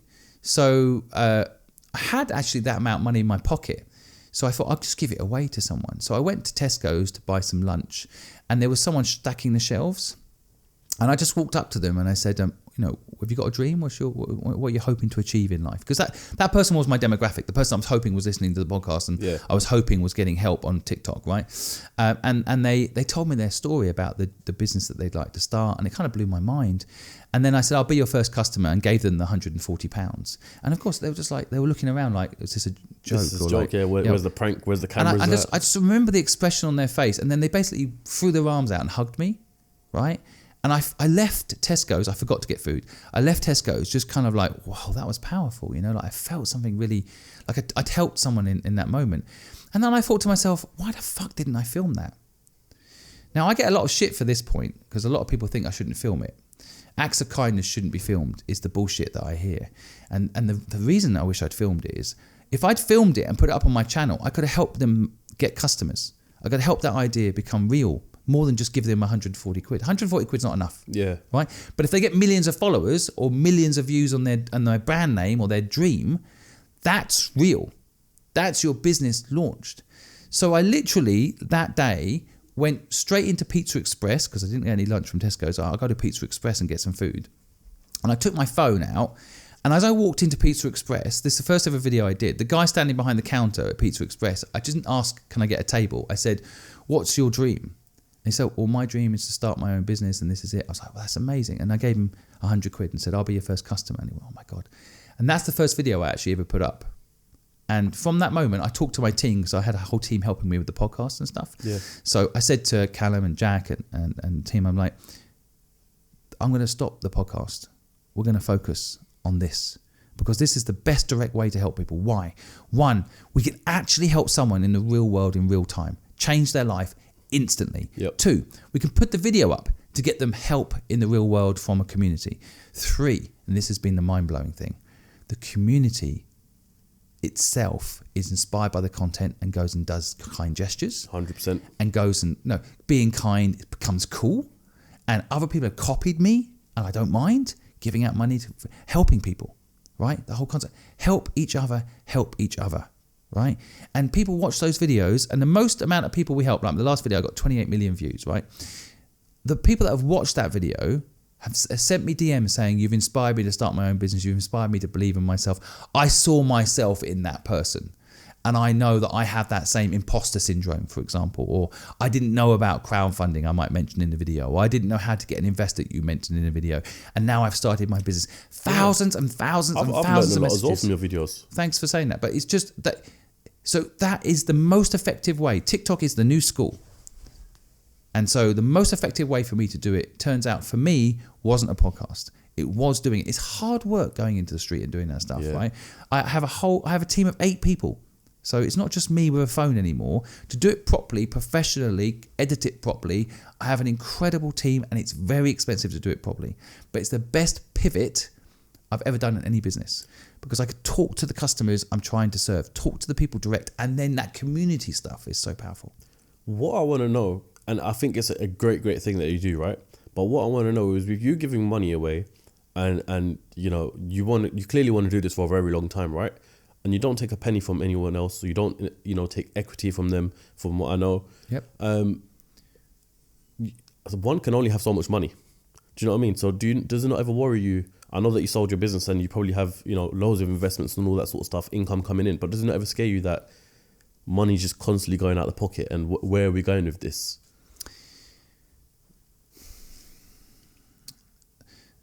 This question has a complex answer to it. So, do I worry about money? Yes, I do worry about money. But part of it is the legacy. Because from 15 years old, I've been worried about money. I mean, my parents, even as a kid, I can hear them talking about money in the background and being worried about money. Money is the first virtual reality that we've created ourselves a lot of stress around. And so when I've got a lot of money, I worry about losing it. When I've got no money at all, I'm worrying about how I'm going to get it my whole life. And it is bollocks. And I'm permanently struggling with it like a lot of people. And there's something so empowering about giving it away. Because it no longer fucking owns you when you do it. Like when I give money away, like I just gave someone £8,000. The only way I can describe it, because it might sound like some rich guy's gone mental, but like if you can remember Christmas morning and you've got a present for someone, you've wrapped it up, you've spent time getting it for them, you're so excited about them opening that present. Yep. And as an adult, it's more exciting than getting a present, right? Of course, I like getting a present, but like I'm more excited about someone else having a present and seeing their face, their reaction. And that's money only buys you, in my opinion, 2 things of value, right? And if you're not spending your money on these 2 things, you are literally a sad motherfucker. First is time. It buys you time. People are so busy selling hours, they're selling time. Don't sell time, buy time. If you're not buying time with your money, if you're buying a car, which means you can't afford, which means you then have to sell time to own that car, you're a fucking idiot. Money only buys you 1 thing of value, time. Spend it on time. The second thing of value is give without take. It's basically what makes us happy is in this tribal structure where I'm helping someone in my tribe without any expectation of anything in return. Because if they're happy, my tribe is happy, I eventually will get the help when I need it, if I need it in the future. But most importantly, I'm making my tribe happy. That's how we're designed. Give without take is how we're designed, not give and take. We've been sold this lie that it's give and take. Anyone listening, give and take sounds reasonable, doesn't it? And I help you, you help me. That's not how it's meant to be. That's not how we're designed. If you help someone have expectation, you will be disappointed. If you help someone with no expectation, you will be liberated. Yeah, that's a fact. And so I've discovered this. I've discovered it by getting rich and doing it. But I can tell you now, if you're poor, you can still do it. And maybe you don't have money to give people, but you can retweet them. Or you can share their business on your stories. You can do things that don't cost you any money to help people. And I promise you, you will sleep better at night doing it. And that's the discovery. It took me getting rich to find this out. Because I spent my whole life in a capitalistic structure, building businesses, making money. Yes, I had a purpose to help my team, but I still wanted to make money. I wanted to build a company for myself, right? Which I'm not going to apologize for, but I wish someone had told me at 20 how important purpose in a business is and how powerful give without take is, right? Most of my arguments in life have come from me helping someone, let's say lending them money and then not paying it back, and me being annoyed or pissed off they ghosted me. Right, but if I give them the money with no expectation, I wouldn't have fallen out with them. Yeah, and I'd be a happier person. Yeah. When I look back at the reasons I've fallen out with people. Yeah, no, a lot of things are falling outs are over money or over. I did this for you. You haven't helped me and all that sort of stuff. Yeah. So you're right in a sense. Give without take. Do you know what I mean? Yeah, it's better. You need to change the mantra. I'm going to get some t-shirts up for that. Literally, I think you should. I think it's a great thing what you do now because I've seen a few videos. I was looking at it this morning where you've got a doorbell that people ring, and say their dream to. So how does that one work? Yeah, so explain that. One of the important rules in business I've learned is replace yourself as soon as possible. Yeah. And so for over 2 years I've been every day in the streets asking people what their dream is and recording it. And I wanted to do something different. And so a staircase came up for sale. It was kind of in the news. A literal staircase. A staircase, a standalone 5-story encased in glass staircase came up for sale. It's attached to the back of a building on the Twickenham High Street behind the Starbucks. Yeah. Is it something that people could see it, yeah? Yeah, you can go and see it. It's behind the Starbucks on the High Street in Twickenham. It is beautiful, by the way. It is my broken down piece of rubbish beauty. And it just made me laugh when I heard that it was a staircase for sale. But instantly my entrepreneurial muscle in my brain said, well, that symbolises what I'm doing. If you want to get anywhere in life, it's just a step-by-step process. So staircase is better than an elevator. Not everyone can afford an elevator. Pretty much everyone has a staircase. And weirdly enough, when I was homeless, I slept in a staircase and I had a business idea. So the whole thing just somehow if this is a computer game that we're all living in, it was that was my computer game token that dropped, and I'm going to buy that staircase. Mm-hmm. So I went to the property auction. First time in my life I ever went to a property auction. By the way, I've never seen a room more miserable. People are spending £500,000, £1 million on buying properties that are whatever the reclaimed properties. Room full of miserable people. If you want to not do property, go look at what people's lives are like when they're doing property.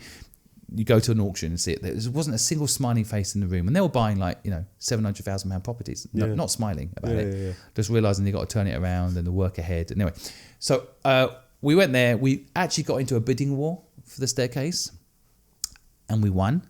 And I took my 6-year-old with me, took him out of school, and we went there so he could learn how an auction works. And we cheered. I think the auctioneer had never seen anyone cheer when they bought a property, but we bought the staircase. I'd never seen it before. And then we drove from the auction to the staircase to look at it.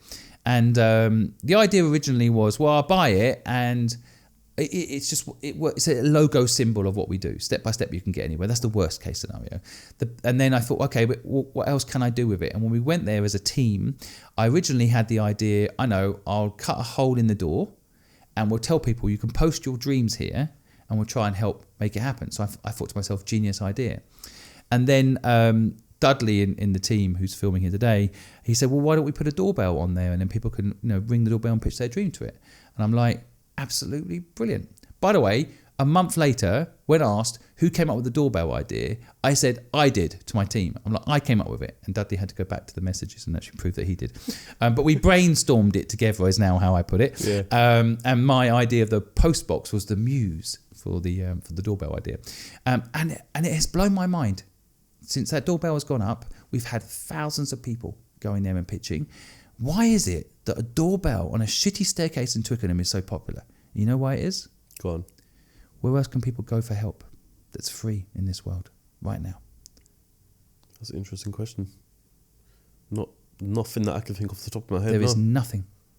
Our shitty staircase with a doorbell in Twickenham is it. So people go there, they pitch their dream. It's like therapy. Some of those clips are also like therapy for people. They're telling us their story, what's going on. Some of those clips make me cry, make my team cry. We don't upload all of them because they're personal things. Yeah, I can imagine. But we promise to upload anyone that actually wants to be uploaded. And we upload those clips, and what's kind of mind-blowing is it's replaced me in the street. I've been replaced by a shitty little doorbell. I don't need to go in the street and do it anymore because I've got a doorbell that people can go and press and pitch their dream. And we upload those clips, and this has happened already, and we have made dreams happen. We upload it and dreams happen. And I was in New York last week installing 2 doorbells in New York.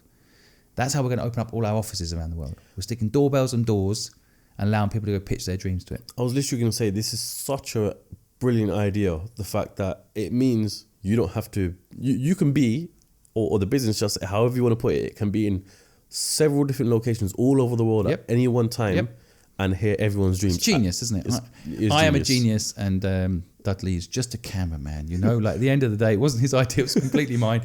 But no, I mean, I think the whole idea. I mean, this is something really interesting because you mentioned ego earlier. Like, I built a personal brand, and I think it's an amazing experience to build a personal brand.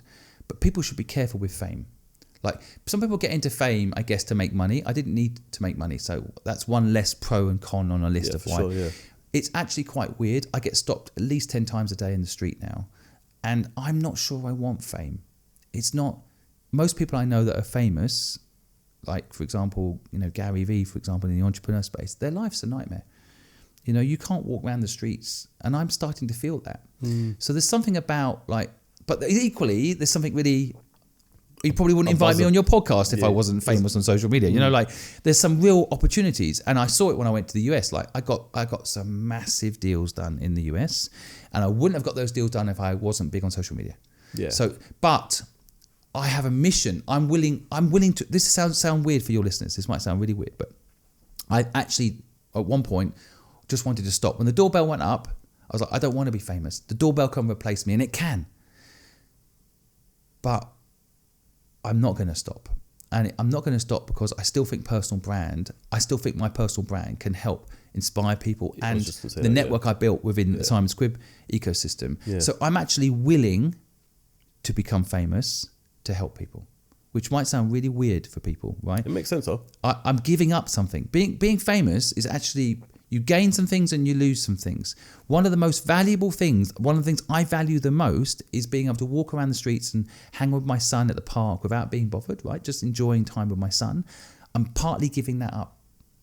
This is a big decision, right? Because I think if I'm already famous in the UK, I was in the US, I was also shocked how many people stopped me. If I carry on, it's going to get worse. Yeah.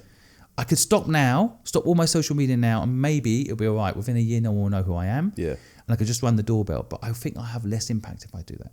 I help less people if I do that. I was just going to say that because, nowadays we're living in a day and age where personal branding helps massively with businesses or charitable acts or anything like that. So I feel like if you stepped away now, yes, it could still run, but I feel like you being around and your face being there helps so much more as well. Yeah. And believe it or not, I always name drop this, but Ricky Gervais is my neighbour. And he's the only celebrity I like. So that kind of works out. Love that. I love Ricky Gervais. And he said something once to me. I said to him, well, how do you deal with fame? Because he was also famous later in life. He was 45 when he really became famous, right? And he said, it's very easy for me, Simon. If I don't want to be bothered, I don't go out. So, there's something in it. I kind of, in his joke to me about it, I took something from it because I do find it weird being famous, and I didn't do it to make money, so being famous, if you've been an actor, you become famous, like, well, that's your problem, isn't it? You shouldn't have put yourself in a public eye. For sure. And so, I think it's not something I say everyone should chase after. People should be careful. And I quite like the people that are doing content where, their faces aren't shown. So I saw someone the other day doing a YouTube channel. They're unpacking video games and they've just got white gloves. I've seen these ones, yeah. They're just unpacking games and stuff, you know, and they're making a fortune doing it, but they're not having to use their personal name to do it. That's kind of cool, you know, like, and I think, you know, I think fame is overrated, my personal opinion. Having said that, now having experienced the influence you have, like I was always famous in Hong Kong as a business person, so within the business community, the public, people knew who you were, but the public didn't know who I was. But within the, let's say the 50,000 hardcore business people in Hong Kong, everybody knows me, and I had a good brand. But that's very different to a public persona. Yeah, for sure. And so, but I'm personally enjoying it because I think I'm on the right side of history. I'm on the side of like free the slaves.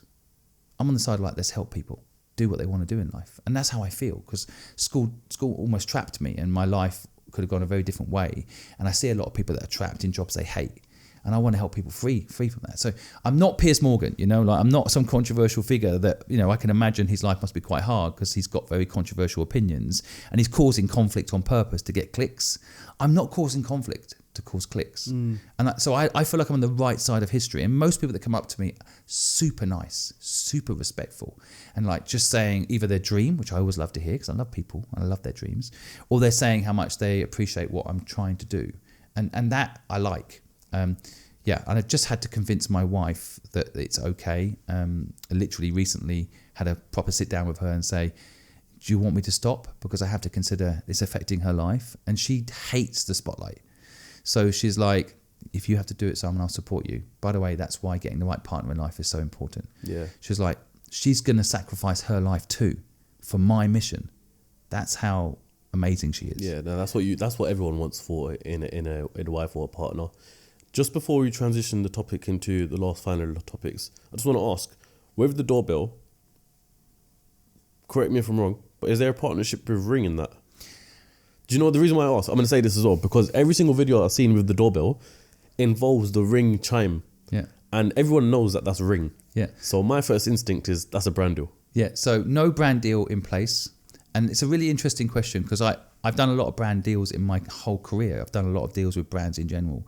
It's been a big part of how I built nearly all my businesses. And so I think people don't realize that, you know, brands will pay you money to do things. Yeah. I did a clip recently, it went viral, of a young girl who dreamed of doing photography. And she said, my dream is to travel around the world and taking pictures. And I'm like, well, why don't you do it? Why don't you? Seen that one, yeah. And it went viral. I think we were at over 100 million views on that video. Yeah. Is that the one that quit on the spot? No, someone else. Okay. Yeah. So she just said, I just told her how to do it. I said, by accident, I named a brand in the video. It wasn't an ad. I just said, why don't you get lastminute.com to sponsor you? Oh yeah, okay, yeah. And it wasn't an ad, it was just the company I thought of in that moment. Yeah. And she went, oh, I didn't realise you could get sponsors and stuff like that. Anyway, lastminute.com saw the video and said that they will sponsor her to travel around the world. No way. And do that. So they get in touch with you or both of us at the same time. Yeah. And said they'll support her and sponsor her and help her. That is crazy. And so this is an important lesson about kind of one way to get brand deals. There are a couple of ways to get brand deals. One is you go direct to the brand with a value proposition and you say, I'm going to do this, and then that will benefit you in X, Y, and Z ways. Views, traffic, awareness, whatever it is, right? There is another way, and this way has probably best been illustrated by that video I've just described there, is you go out there with your heart and soul, you mention a brand that you think might sponsor someone, and then they see it and you get they got more views in that video than all their social media put together for the last 3 years. Yeah. Right? So in one accidental clip, they've got more coverage from that than all of their own existing marketing. Their words, not mine. Yeah. So then brands will react. And I think Ring Doorbell has approached us to sponsor us. But I would never not do something waiting for a brand to say yes. So that Ring Doorbell is not... that chime is good for Ring. They're getting free marketing right now, no doubt about it. But also people recognize it. So people know when they go on our clips, the Ring Doorbell is part of our brand now, right? Now, maybe Ring don't sponsor it, because in the future, I would quite like them to sponsor it. Maybe they will, maybe they won't. We're in negotiations with them. I hope they do, because they're the brand we picked. But there's many doorbells out there. Yeah, of course, yeah. And in the future, if a brand comes to me and says, we will help you help people, We will help people start businesses. I don't really care which doorbell brand it is. Now, we just pick the one that we like, that works for now. Yep. I would argue that the video camera on the Ring doorbell is actually not good enough. So I'd like to redo the doorbell with Ring so it's a quality camera, because it's actually a bit low res. Yep. Because I don't need money, I don't need to start with a brand deal. I'm sure other people have come up with this idea and never launched it because they waited for a brand to sponsor it. We just did it. So now we own it. That's the benefit you have though, isn't it? Yeah. So I actually think in business, people could actually learn from this. If you go after purpose and not profit, you'll make more profit than you can imagine. I'm making more money now than I've ever made. Really? And I wasn't even chasing money. I wasn't even trying to make money. So you're telling me at this moment in time, you haven't got intention of making money, but you're making more money than you was with the multi-million-dollar business that you created. That says a lot. That says a lot. Because people think you chase money, it actually runs away. You try to get money, it runs away. And I think if you look at all businesses that are big, really big, they actually don't chase money at the beginning. So Facebook was, I think, 7 years before it made any revenue. 7 years. I think Instagram, similar. All the big platforms that have become huge successes didn't start out with, how can we make money? They started out with, how can I solve a problem for people? And then they fund it. I think Facebook itself had 200 million worth of funding before it ever made a profit. I think Amazon the same. I think Amazon, every time it made profit, it put back into the business even. And I actually think there's a real hack in it that's not really described to people properly. Now, of course, there will be, people need money. I was in a privileged position to learn this because I had the money to fund my own enterprise, right? But I think if you actually think about it in the context of build something that's valuable to people, monetization can come later. They're the biggest businesses that think that way. Yeah, it makes sense. I want to transition this point of the podcast to something that me and you could both resonate with. I'd say we kind of share a mission statement in the sense of we want to showcase entrepreneurship. We want there to be more entrepreneurs, and we want people to believe in themselves more, right? Hence this podcast, hence what you do. But if we're talking back about Matrix, I believe, and this goes towards the education system as well, I believe that the education system, though it is outdated, this is a conspiracy, by the way, though it is outdated, I do believe it is designed that way for people to stay muted and that entrepreneurial muscle doesn't wake up. What do you think of that? 100% the school system is designed to make you work in a factory. Yeah. I mean, Carnegie and Henry Ford literally said it.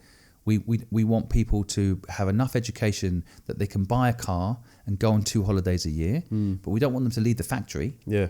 So sit down, shut up, don't copy, which is so stupid. All these things that the school system teaches you, do the opposite. Don't stand out, wear a school uniform, rubbish. Yeah. Stand out, Yeah. be different, be you. Highlight your personality, what makes you unique. It's just crazy. So 100% the school system dumbs you down. And worse than that, I think the problem is because the school system's 100 years old, the present structure, your parents are that way. They'll tell you to buy a house because that's what they've been sold. And they will tell you to do the things that the system told them to do. So it's coming from your parents and the school.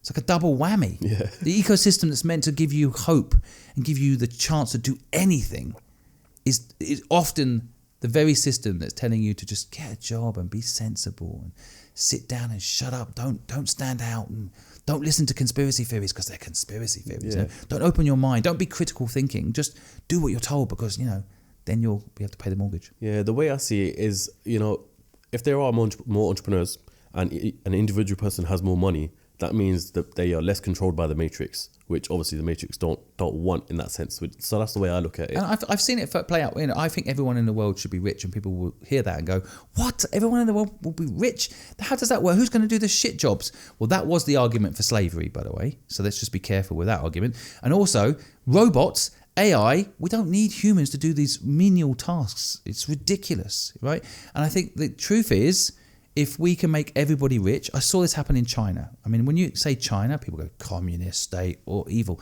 They live 300 million people out of poverty into middle class, right? And that has been a good thing. You've got more millionaires in China than anywhere else in the world. It's a good thing, right? Less likely to have wars if people in China are rich, right? Why would they want to have that taken away from them, right? Everybody being rich is the answer. And so I want to make everybody rich. Now, people do argue, and I've literally had this argument with people like, well, who's going to pick up our trash then? So you don't want your trash man to be rich. That's what you're saying. Yeah, we don't want him to be rich. We need someone to pick up the trash. Well, in places like Japan, they just have chutes in the ground and the rubbish. So we should be innovating anyway. Yeah. It's just because it's cheaper. Right now, it's cheaper to have a human do it than a robot. That's the only reason the robot's not doing it. I mean, Uber just invested in driverless cars. They want their drivers out. They don't care about their drivers. They want it to be robotic. So every single time an Okada delivery driver comes to my house and drops off food, I want to tell him. I do sometimes have these conversations. In 5 years' time, you won't have a job. They don't want to tell you. They don't want to tell you don't have a job because they want you to deliver that food this afternoon. They don't want you thinking. Yeah, I mean, it's the same thing because Amazon recently made they had the drones and they also had like the cart thing that's automated for deliveries as well. And it's funny because they were getting stolen, but they had the concept there of replacing the delivery as soon as driver. they can, they want to replace all human work. But the irony is the first people to get replaced will be senior people, the middle class. Because the menial jobs, the shelf stacking, the chairs putting out, the conference centre, the rubbish collection, it's so cheap to have it done by humans that robots are more expensive right now. Yeah. But as soon as it's possible, it'll be replaced. And the corporations won't blink an eye about it. Yeah. They'll get rid of you in a heartbeat, which is another reason I'm doing what I'm doing. Because I want people, people always say technology like AI and all that. Don't worry, we've had these sort of problems in the past and, it's been fine. We've evolved as humans. Well, we've got the Rust Belt in America voting for Trump. Yep. So have we really been okay? And we're not even talking about the impact that the new technology is going to have. We're talking about a 10x on that. It's going to be insane. And if you look back at recent history of most people are, disenfranchised, huge bills to pay every month. They can't make ends meet. They no longer believe in their politicians. Their politicians don't help them pay their electricity bill. They don't help them make ends meet. They're making them work two jobs a day just to survive. And so people are disenfranchised. And that is to me, before even the technology we're about to see kicks in, people need purpose. So I think giving people the tools and having spoken to a lot of people, for example, that collect rubbish, some fucking smart people that collect rubbish that just haven't been given the tools or the opportunity or the network or the access to fulfill their potential. That's a very funny story. I think I might have said this on a podcast before, but my dad used to have a friend, or he still is friends to be fair, but when he first moved to this country, originally he's from Algeria, he was a dustbin man, literally pick up rubbish. And right now he transitioned from that point to now became a teacher, became the head of maths in school, became a head teacher, and now he's got his own tutoring business, which is incredible. It's just about having the resources and stuff along the way. Totally. Because he's always been a smart man, clearly. It's just about how do you get there, which is the main thing. Yeah, I mean, I always imagine a world where tomorrow Elon Musk makes an announcement. We've created a human being. His stock price would go mental. I mean, he's kind of done it with a robot thing, but it's like, imagine if you created a human being. And people are like, so Elon, tell us, it can feed itself. Yeah, it feeds itself. Self-sufficient. Yeah, it recharges itself. Yep. Oh my God, this is incredible. Oh my God, it critically thinks. Yeah, it critically thinks. Its stock price, it'd be $1 trillion stock price, Tesla stock price. It will go completely insane, right? Yeah. The world would be on fire with the headlines of Elon Musk creates a human being, right? And then 1 week later, you have that person standing at McDonald's saying, do you want fries with that? Human beings are fucking incredible. Incredible.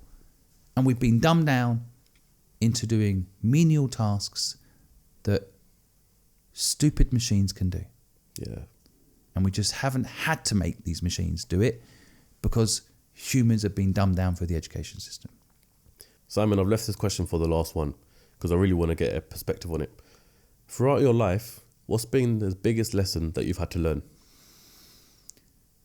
That bad luck and good luck are both luck.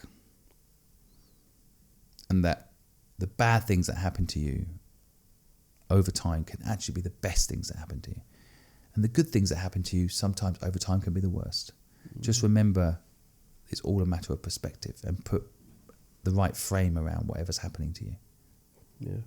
Simon, I genuinely believe this has been one of the most, I'm not even just saying this because you're here, but this has probably been one of the most eye-opening, most powerful conversations I've had on this CEOCAST in a very, very long time. And I don't know how long we've been recording for now, but it's only felt like 5 minutes to me because I've been enjoying it. Let all the other guests know. I think send them a direct email saying, I've just had Simon on the podcast. Compared to him, you are shit. Kind regards. No, literally, but this goes to show people, listen, if you're coming on the CEOcast, you got to come and come on Simon's level, because that was absolutely powerful. And if people haven't listened to this podcast, honestly, I feel sorry for them. I don't say that much because, and I'm not trying to sell this podcast, but I actually feel sorry for you if you haven't seen this episode. Because if you haven't learned anything from yourself or anyone who's watching, I don't know what to say at this point. It's a good story. You should post that up. I'll share it on my. I like that. Thank you for saying that. I appreciate it. I'll put a whole. But yeah, likewise, I've been in admiration of your work, and I love the way you got this kind of really nice way about you, very genuine way, and I see what you're doing. It also has an alignment with my purpose. I see that too. Yeah. So it's an honour to be here, and thanks for having me. I appreciate that. If people want to check you out, where can they do so? So I'm on every single social media channel, annoyingly. Of course so don't sign up everywhere if I was you. At Simon Squibb, and you can go and help people on helpbank.com. Can you say that again? That was a bit of a tongue twister for me. Yeah, you can go and help people. Yep. On helpbank.com. So you can go and help people and get paid. Yep. To help people for free. Oh, is it? Okay, that's sweet. So if someone, let's just say someone wanted to be like a YouTuber, that was their dream, I could help them, right? Yeah, of course, yeah. That's quite interesting. You might have to give it a go. Yeah, give that. I'd love that. Or maybe start off by dropping in, how do you blow up your YouTube channel? And then you can answer your own question. Oh, yeah. Yeah, but see what people say, and then you can also see if people's answers are right. But yeah, we built a platform there I'm pretty proud of. It's got 100,000 people on it that help each other. That's amazing. So, and we're growing that very quickly. But yeah, you can go there and get help for free forever. But you can also go on there and help, which a lot of people want to. But you can also go on there and help and get paid for helping. So it's all good. That's sweet as. And if you lot want to follow me, the links are all in the description. And until then, I'll catch you guys on the next episode of CEOcast. Make sure you have listened to his podcast. Watch it again if you need to. But until then, I'll catch you lot on the next episode next Sunday. Peace. Lovely, Simon. That was amazing. Cool, man. Wicked. Thank you for tuning into this episode. If you want to watch another one that you may like, make sure you click up here. Or if you want to check out the playlist for the other podcasts, make sure you click here. And click up here to subscribe to CEOcast.